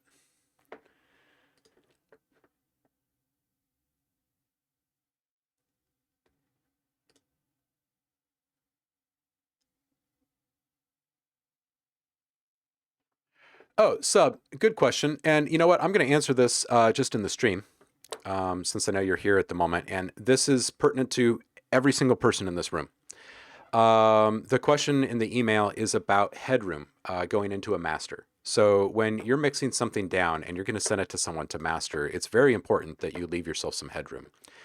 And there are really good ways to manage this responsibly. And if you could just follow just a couple of very, very simple, like ground rules, it will make not everything that you make sound better, but it's going to be so much easier to mix and for someone else to master when they get in there too. And or mix, right? A lot of people are going to create and send it to someone that knows what they're doing with the mixing. But both everybody involved, the entire food chain, so to speak, will benefit from these good habits. So here's how you go about doing it. We're just going to go from the very, very beginning. I'm just going to grab a random sound here. Oh, actually, that is MIDI. I'm just going to use audio for the. Okay, so I've got a piece of audio in here. And you can see right here, I'm going to zoom in on this. You can see that the lovely folks over at Apple on the Logic team reduced the gain on this clip by 3.1 dB. And now let's just take a look at where this is hitting decibel-wise. At negative 3.4. Okay, so what we would like to do, let's say that we want the drums to actually be the center of our focus on this track. We're going to take this down to about 6 or so. Okay, negative 6. Okay, it's going to sound quiet. And now every single thing that I add to the project from this point forward needs to be a little bit lower than that in volume because we're making that the priority in the mix. In your mix, it can be whatever the heck you want. We're just using this as an example. Okay, and nothing should ever go up above that. And then that way, when you get to the end of your mix, you already have the headroom. The question in the email was, hey, to get the 6 decibels of headroom, do I just turn down the track to get 6 decibels? And the answer is no. And here's why. Because although you've just lowered the volume entirely, what you haven't done is lower the volume relatively to your hero of your track, right? So you go back, you find the one element that needs to stand out the most. If it's electronic dance music, it might be the kick drum, right? If it's pop, it might be the vocals. But you need to make a decision. And then here's the involved part. So this is something from this point moving forward for all of you is to do all of your loudness management. It's called gain staging through your preset or through your plugins. Okay, so for instance, if I were to put a compressor on here, there's an input gain and there's an output gain here, and that's different than the makeup gain. And the reason why these things are here with dB meters is so you can manage your volume. So you can manage your volume level at every single step, because when you're adding things like compression, you might be ultimately making things louder when you're adding gain back. So you want to make sure that you're kind of maintaining that same position of decibels. Now that doesn't mean loudness. It's just a meter of signal strength basically, okay? And the reason why we want that is because the plugins that you're using are actually designed to respond to about this level of audio signal coming through it. So when you're sending stuff through all of your plugins that are completely jacked up, they're not responding in the ways that they were intended to be responding to audio. And you're also not putting out what was intended. And then it makes it harder to figure out loudness balance and whatnot later on in the mix. Okay, so if you're really proactive and you mix every single track as you're going, loudness wise, to negative 6 dB on your hero, and everything else falls shortly under that, then you're going to end up with about negative 6 dB headroom at the end of your creation process, right? And that's exactly what you need when you send it to a mastering engineer. They're going to want to make it louder for you. And what they don't want is for someone to have just turned it down, because dynamically speaking, it's still just as compressed and constrained and perhaps even overdriven as it was initially. You're just turning the volume knob back up, right? So there is a difference, and this would be the proper way to go about it. Now, if you've got a project that is already done, and you don't feel comfortable with doing that, or you don't think it's worth it or whatever, then you just let the person that's doing the mastering work know. Just say, hey, this was already a complete project, so I've turned down the volume a little bit, and we'll see how it turns out, right? Sometimes you can still get decent results from it. And most people will be straight up with you if they need you to go back into the project and work a little magic or something.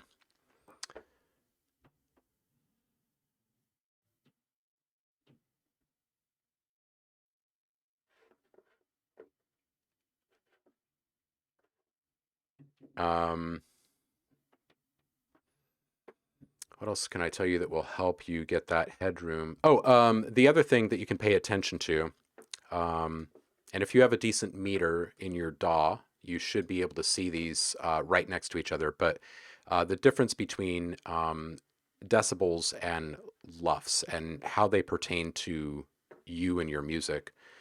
So the decibels is really just a measurement of signal strength, and you never want it to hit 0, because at 0 you start clipping, and you don't hear the effect of clipping in your DAW anymore. We're all running these 64-bit monsters that are providing this kind of almost flawless experience, but that's not what actually gets bounced.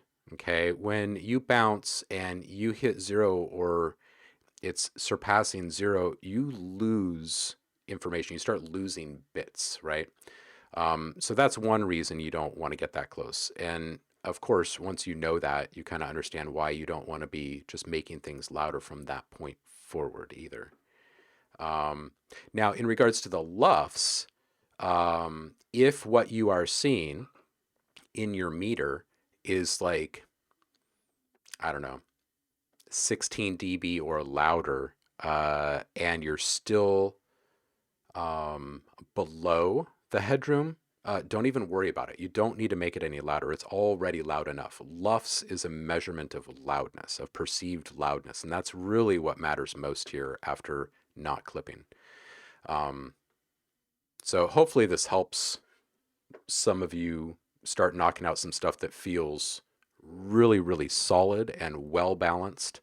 And we can even run through just really quick a couple of other instruments. Let's just grab a bass.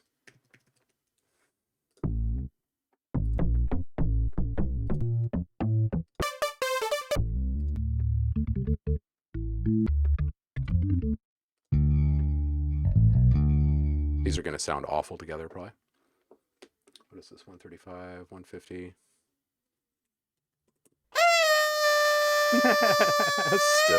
Still. Oh yeah, they go great together, don't they? Okay, let's put a, oh, I'm still in bass. Let's put a guitar in here.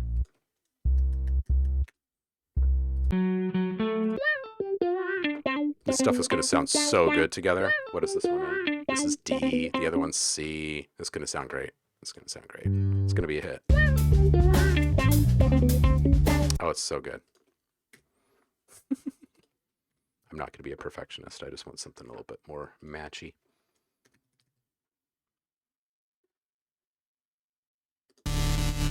Yeah.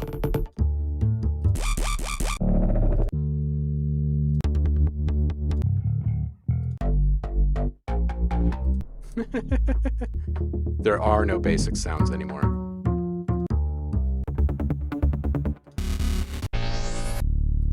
Holy hell, really?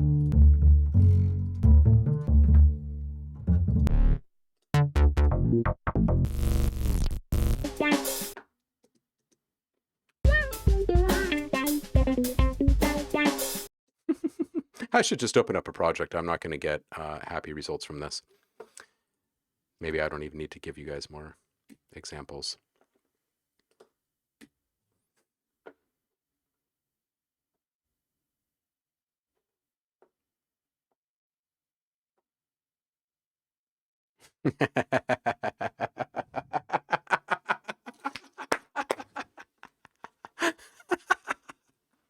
That Scythy sings like a yazoo.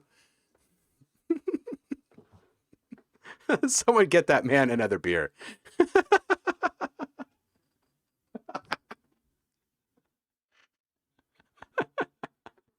Oh, I freaking love chat. Yeah, that's so great.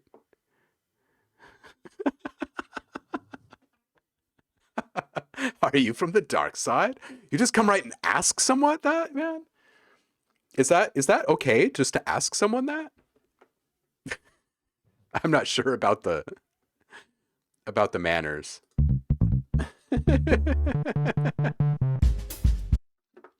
People always ask me, how do you get so much clarity in these mixes that have like 80 tracks and stuff? And this is how.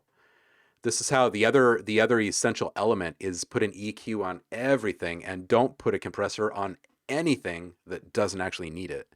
And those things will change your entire music making and sound design world. It'll change your entire approach. If you're someone that puts a compressor on everything, just stop. Just stop right now, because you're hurting all of your sounds, because you're not even stopping to think about why you're putting it on there. And if it's to make it louder, then just stop, because that's not what it's intended for. So you can use other things to get you those results that you're after, and you're going to end up with a much, much better mix. So would it work to just drop the volume on the individual tracks and mass? Okay, so here's a really good question. When you actually have something really balanced, then yes, it would be okay to do that. And I do that all the time. You just open up your mixer, select all that you want to move in tandem, and you start moving them up and down. Another thing that you might want to consider, and I don't know how into mixing all of you actually are out there, but I think that if you're actually producing music, then you should know like the I guess the basic intended use for some of the most common tools. And one of those would be a VCA. And now you can use a track stack, like a summing group or a summing channel or what have you. That's basically the same thing as a VCA. A VCA is basically a channel that you don't load things on. It's not something that you're going to put plugins on. It's simply there to turn up and down the volume. So follow this. Let's say you've got 15 tracks or so in a project that all have volume automation on them.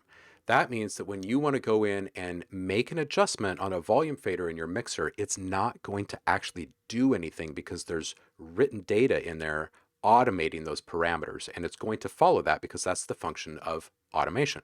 So if you want to turn everything down en masse, and you don't want to go in there and get all fiddly, and you don't want to go in track by track and start adjusting the trim on everything, then just load those things up as a shared VCA or a summing channel or a track stack or whatever your DAW is calling it, and then just bring the volume down on that entire group together. And that's going to bring everything down in tandem, right? And that's for small changes once everything has actually been set up right.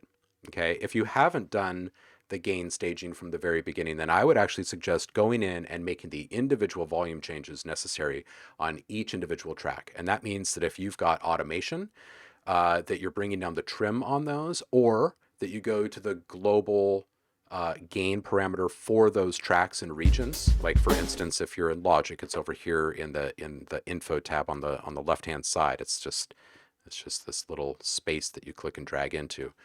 But most DAWs will have an opportunity, a place for you to make a gain adjustment that is outside of the normal gain fader on your mixer board as well as your automation lane. So those are really, really important things to consider. And when you are working with multiple sounds that will ultimately be combined in the mix, and by that I mean, let's say you've got 12 instruments, they each have their own lane in the arrangement window, and they're all percussive. You've got a shaker, you've got two different types of claps, right? Maybe one that's on its own and one that gets layered with a snare or something, right? You've got maybe two kick tracks, there's a layer, or maybe there's two sections in your song or whatever. You've just got a whole bunch of things, right? Maybe some cymbals and some hi-hats, right? And it adds up quickly. So you put all of those into a stack, and now you manage them through that stack. So you're putting one plugin on your drums instead of a plugin on each one of them to manage compression, for instance, and so on and so forth. And it's going to glue things together. And it's also going to allow you to manage the gain level of those things from more of a global level, right? So you're always controlling things in tandem and as groups, and it's all in an effort to make sure that you're maintaining your headroom as you work. Because if you put together a big track and then you go back and try to get there, it's a bit of a nightmare. Because sometimes you've got loudness, like artificially inflated loudness that's coming from something like a reverb plugin that you put in series instead of parallel, and you weren't thinking about it when you did it, and it's throwing off your entire mix because the signal strength of that track is triggering compression or something right? There's so many things that could be thrown off in a mix just because the signal strength of something is too great. So if you start working at this from the ground level up on all of your tracks from here on out, you'll be super, super, super happy with the results. And you'll start thinking, oh, wow, my stuff is actually sounding a lot more professional. And you'll also probably realize that these rules that I'm always tossing around of less is more and why they work is actually all true. Like to get bigger bass, take away bass, and these types of things. They really do work. You just have to go all in.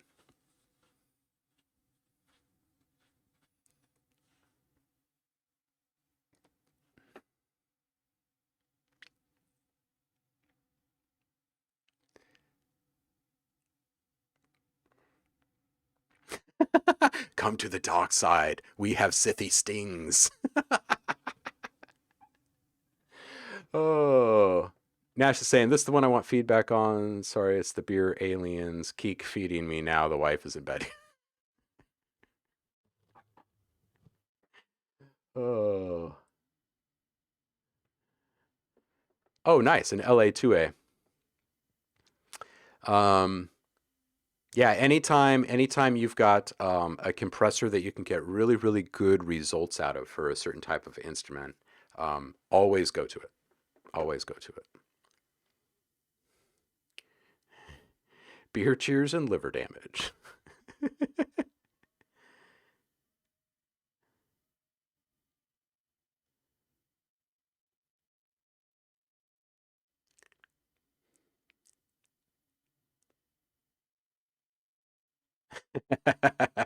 Well, absinthe is a synth.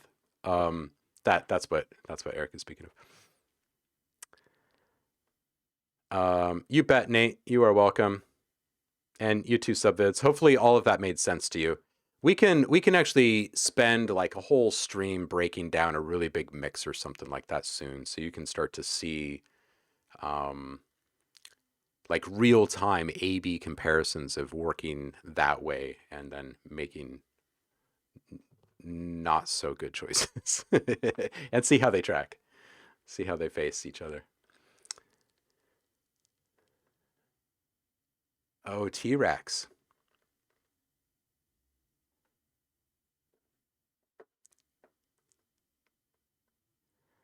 Had some interesting experiences with real absinthe. Stuff that you can get in the bar is not real absinthe now. It's got to have wormwood in it, or else it's not actually going to give you the psychotropic effects.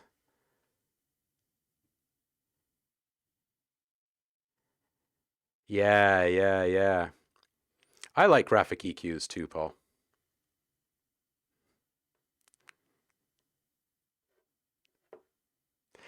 Much love, Nate. You take care, dude. Good luck with the track.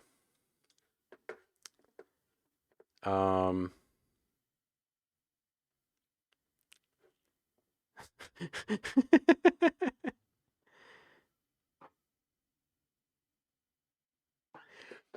Man, that sucks that that Mixbox is still giving you problems.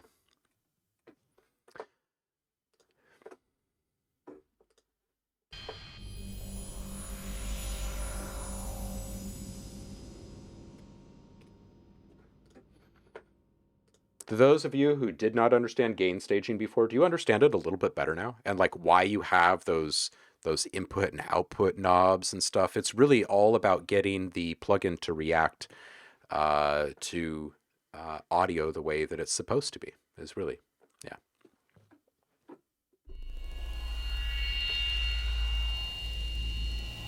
Dude, guitar rig is always an excellent choice, especially if you have the full version. Did you know you can record and sample with guitar rig? It's got so many amazing components to it. All the modulation and mixing capabilities. It's like a live rig. It's amazing. It accepts pedal input. It's just great.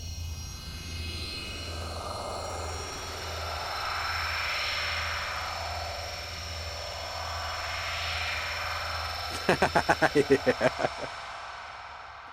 Wait, is 6 not resizable? It doesn't scale?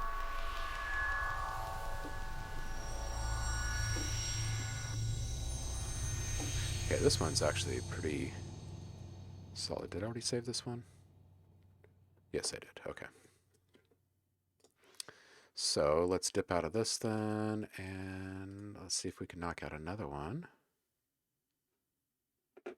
Oh yeah, we got texture specter here.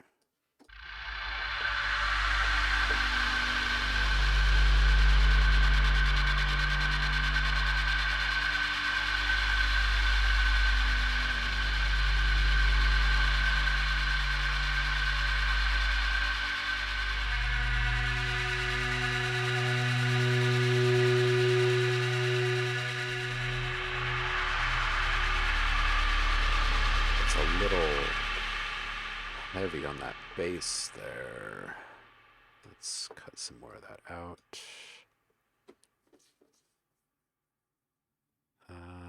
Okay, wait, so I have a filter on here with nothing on it? Oh, LFO4, macro 2. Okay.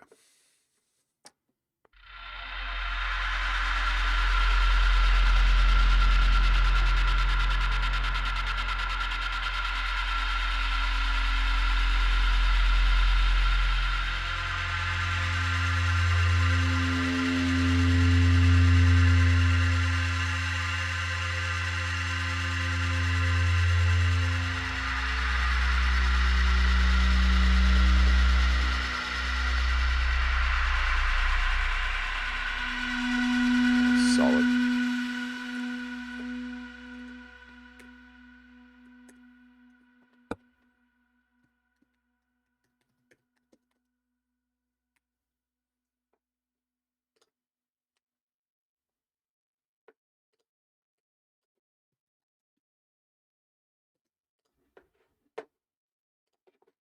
All right, let's do another one. Freaking roll. Atmos build up. Which one is this one?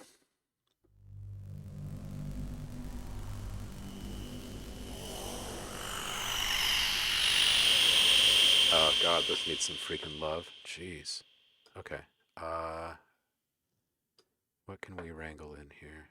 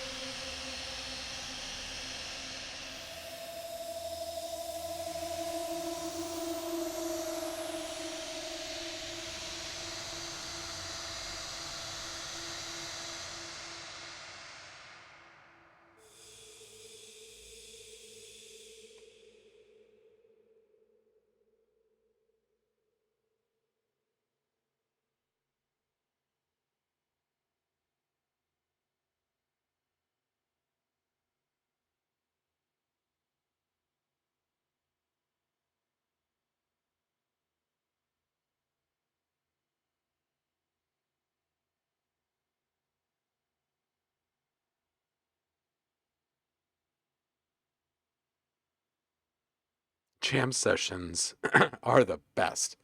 Jam sessions will make you feel alive.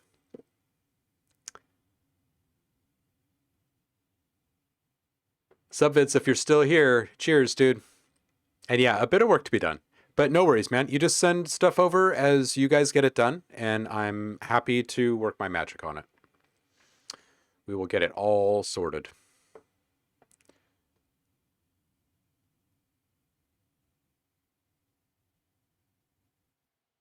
Nice. I think that if you were to try to organize a bunch of like parking lot jams through Twitch, we could see a movement start, Paul. You know, like you go into the like the drive-in theater, go out to a show, use the old drive-in theater parking lots.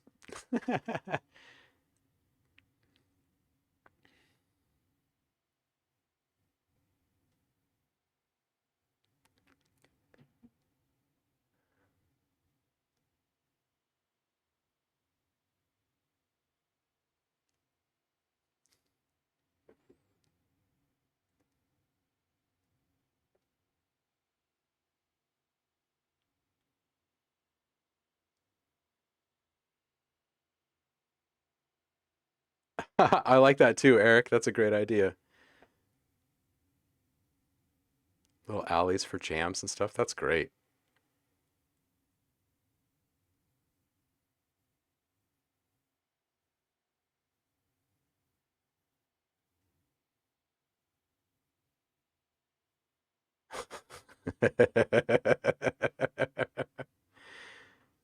Five or six modular producer communities up and down I-95 here. Oh, that's fantastic. Yeah, there are still some drive-in parking lots. Um, what's the big one? You know the one in what is it? Is it outside of Newburgh? Heidi, do you remember that one? It's like across the street from that McDonald's. If you do, um, then this will all make sense. If you don't, then I guess it won't. But for many, many years, the piece of property right next to this McDonald's in this small town was under construction. Someone bought the land and then they were going to build something, and they dug this massive hole, and there was this huge pile of dirt there. And then they ended up covering the thing with a big metal plate, a massive metal plate, and the dirt pile remained there for the longest time. Like stuff was growing out of it and stuff, right? So this town was a stopping point between our place and the coast, and I used to go to the coast constantly. Kind of grew up there half time. Um, anyway, when we were traveling at night, we'd stop at that McDonald's and get like a burger or whatever, and then sit up on top of that hill and watch the movies at the drive-in across the street, because they have these massive screens, right? And you just tune to the radio station and you listen and you watch your freaking movie. And I thought that it was just the greatest thing in the world that there were these movies that just be shown outside. I mean, it was one thing to be in a car and watching it, but it's so much different when you're like, um, you know, a bit removed from it, out in the open, sitting on the dirt. It's great. Since drive-ins have gone away, several friends and I over the years have had backyard um, movie nights where you take a sheet, or someone with a white house hosts, and you get an HD projector and you just blast a movie up on the side of the house. Usually a sheet works best. And then you invite like a dozen people over or whatever, and you have a great time. Drum circle breaks out, whatever.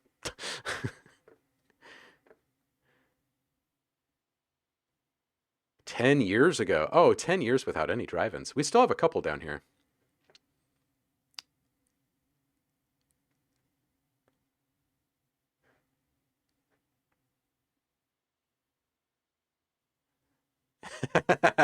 Yeah, it's funny, Eric. Parkways you drive on, and driveways you park on.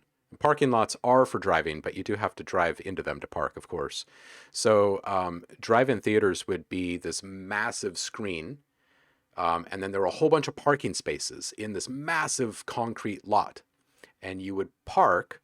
You would do well. It used to be that there was this little pole with this like little detachable speaker that you'd hang on your door, and it was like tuned to the audio broadcast of the movie. So you would pay, you'd buy your ticket and pull up, roll down a window, and hang this thing on your window, and you would hear the movie. And then they just started letting you tune into the AM radio station. But yeah, that's it.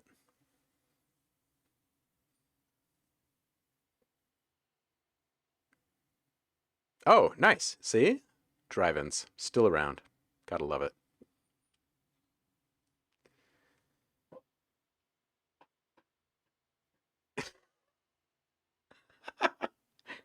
In America, we have cars and land and movies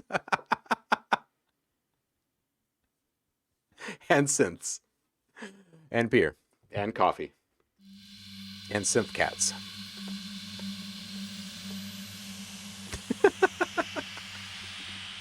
In America, we have cars and land and movies. Oh, that's so good.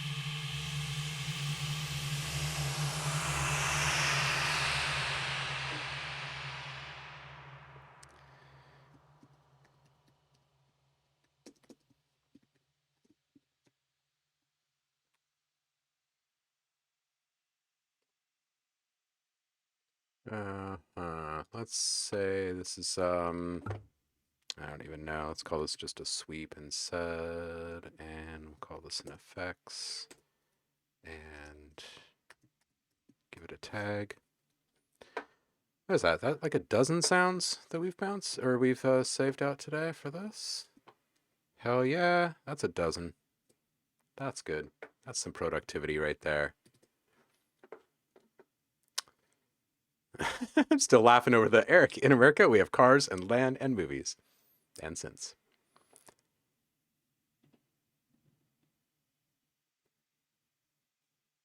Oh, dude, Blazing Saddles. That's a great movie to watch outside.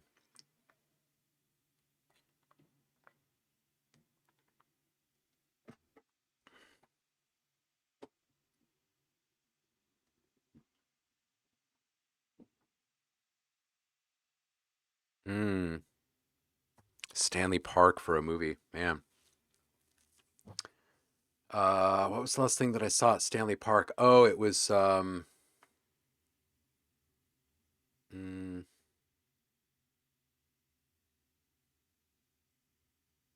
hmm. Oh, it was Jason Webley on the water. That's what it was. I don't know if any of you are familiar with Jason Webley. If not, look it up. He did this really awesome river trip this last year. He's always doing something awesome down here, and um, yeah, he's a bit like family. So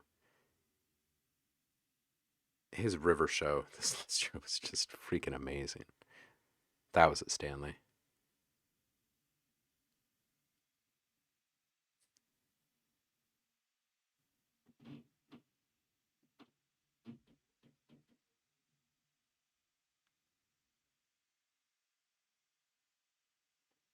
Yeah, Saf.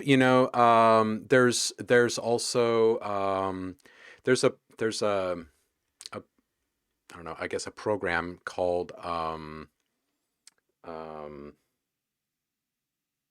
just movies in the park. I think they're all family friendly movies, a lot of like kid age movies, and you'll see hundreds of people show up with their picnic blankets. They'll bring dinner. They show up with their kids, and it's like a real community thing. It's awesome, and there are these massive movie screens that get put up, and a really nice sound system and HD projector and the whole nine yards. There's also on a much smaller side there are synth meetups, like modular synth meetups in the parks here. You come, you bring a pillow, you sit down on it, and you start breaking out your gear. And yeah, it's amazing what people get up to outdoors here.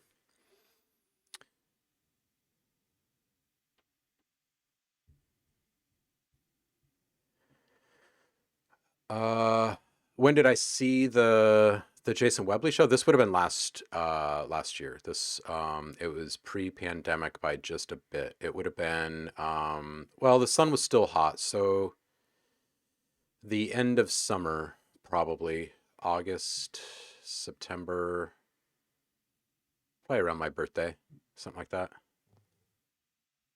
And then the world stopped.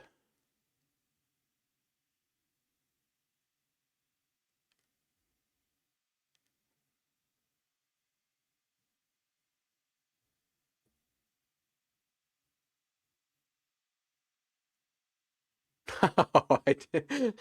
In your backyard.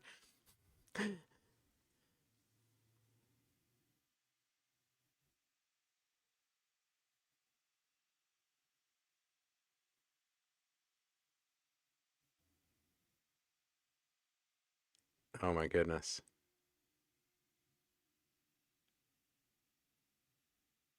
Oh, right. You're a CPN. That's right.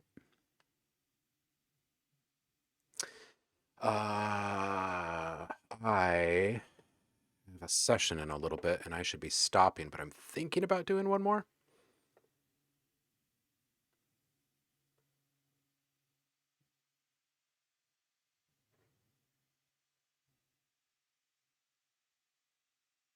Let's do one more. I thought maybe I'd do like 10 patches, but now I'm thinking maybe 15 patches. Atmospheric stuff is so easy to crank out.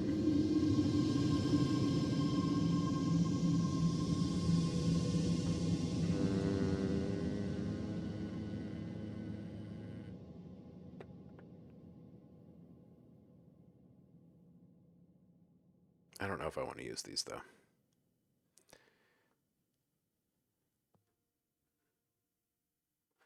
Maybe I should be responsible instead.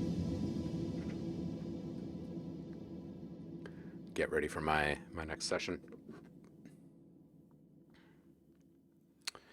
I wonder who is streaming right now. Let's see who's gone live in the last few.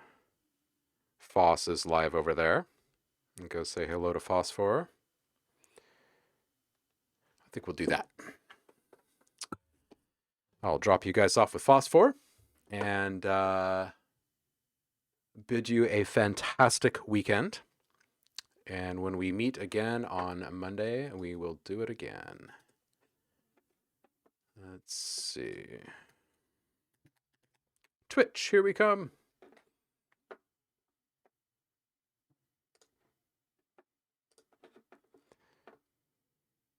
They should make rating a few less clicks. Ooh, Monday is a full moon, huh? Nice. Nice. All right, well, we're going to go and visit Foss and Tendrilbot here in just a second. So hope you guys have a good weekend. Thanks for hanging with me yet again. It's always a pleasure. Always good to have you guys here. Don't forget to hit the Discord. If you're a current subscriber, go grab free sounds. And 50% off everything in the OhmLab store this weekend. Just use the code OHMIES at checkout. It'll take half off your entire bill. I'll see you guys on the flip. Peace out.